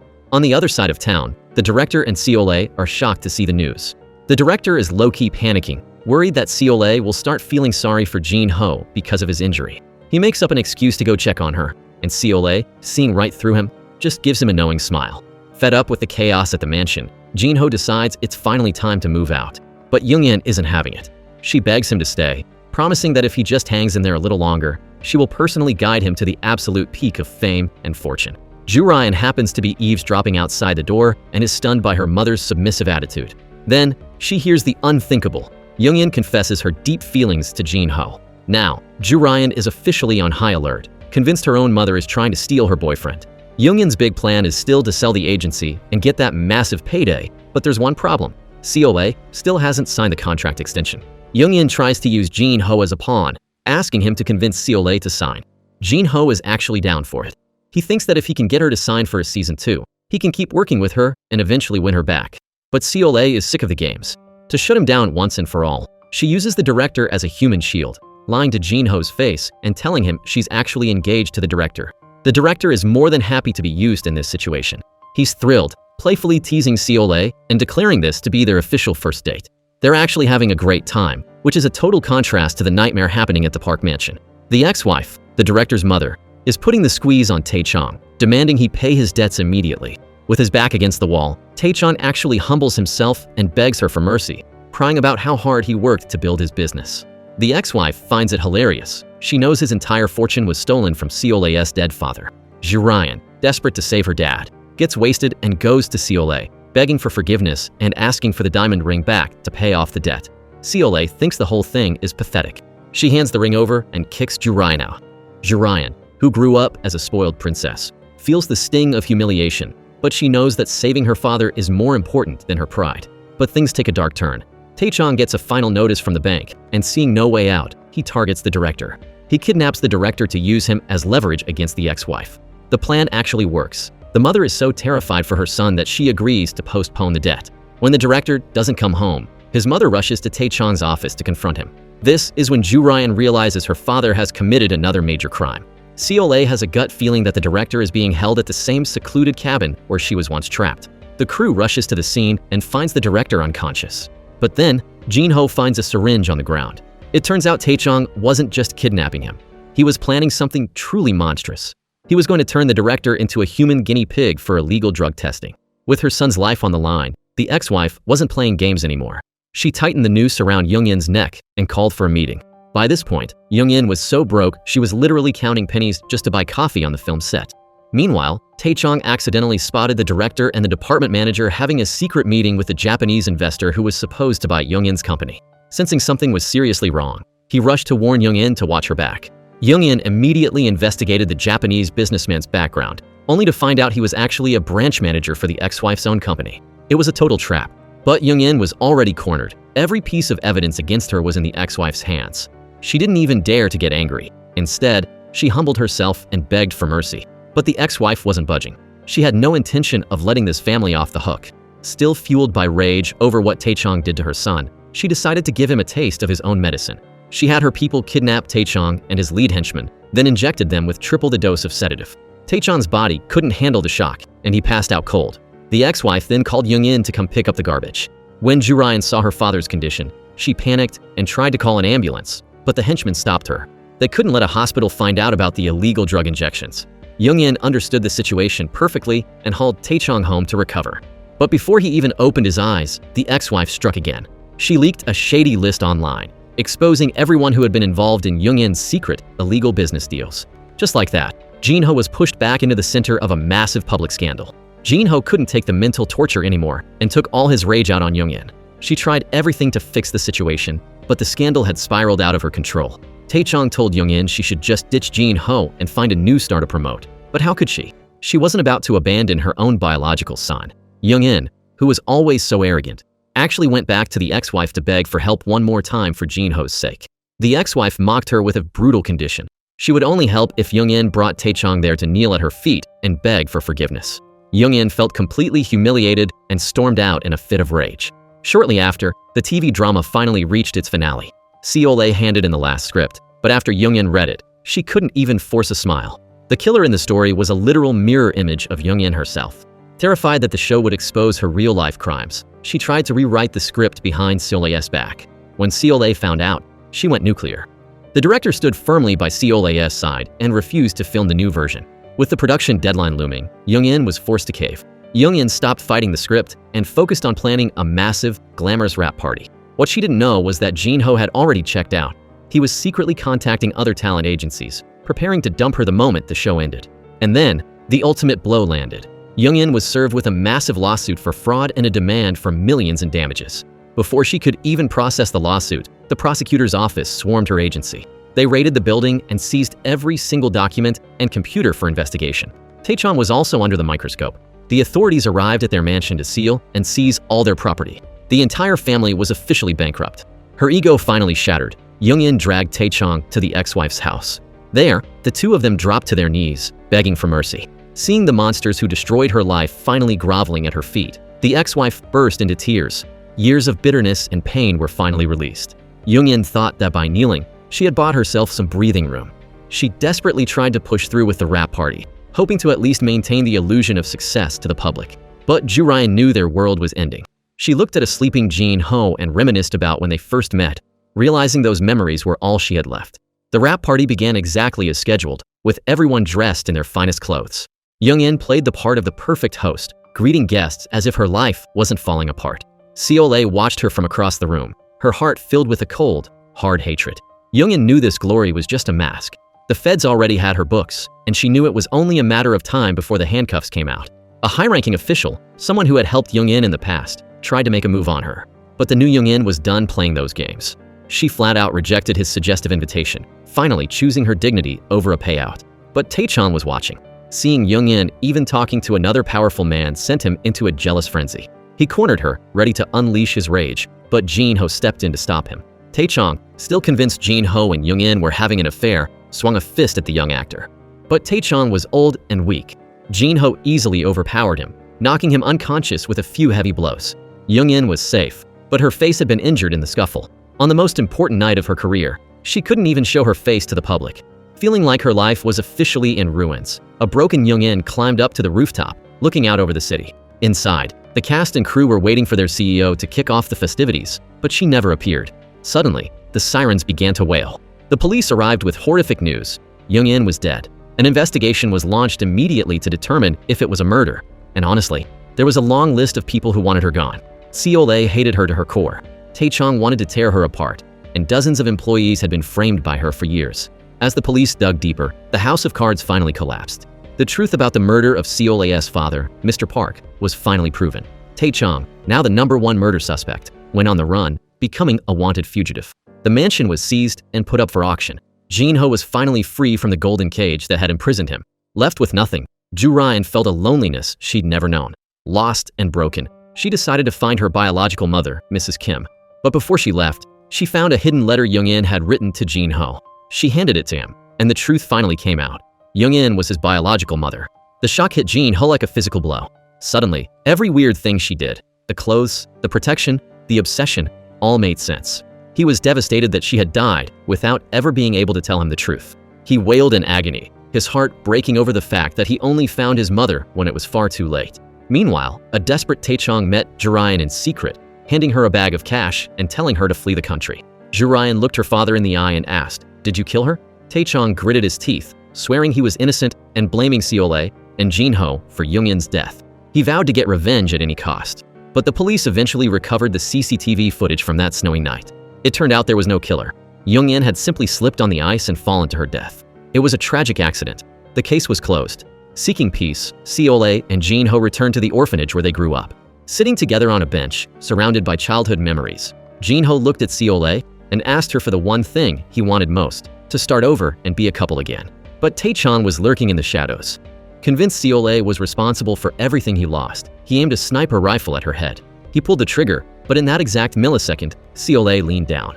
The bullet missed her and hit Jin Ho instead. Seol-ae screamed in horror as she watched Jin Ho collapse, covered in blood and gasping for air. In that terrifying moment, she finally realized that despite all the hate and the revenge, she still loved him. Taechang was caught and thrown into prison, but there was no king of the hill status for him there. He was old, weak, and surrounded by hardened criminals who bullied and beat him every single day. In the darkness of his cell, he finally felt the weight of his sins and sincerely repented to Seol-ae for everything he had done. As for Seol-ae, the tragedy changed her. She realized that revenge hadn't brought her peace. It had only brought more blood. She gave up her career as a screenwriter and returned to the orphanage to help care for the children, just like the director had before her. Jinho miraculously survived the shooting, but the bullet left him permanently disabled. After a long, twisted journey through fame, greed, and murder, the two of them ended up right back where they started, at the orphanage, together, living out the rest of their lives in quiet peace. Thank you all for following this wild journey. Don't forget to like and subscribe for more stories.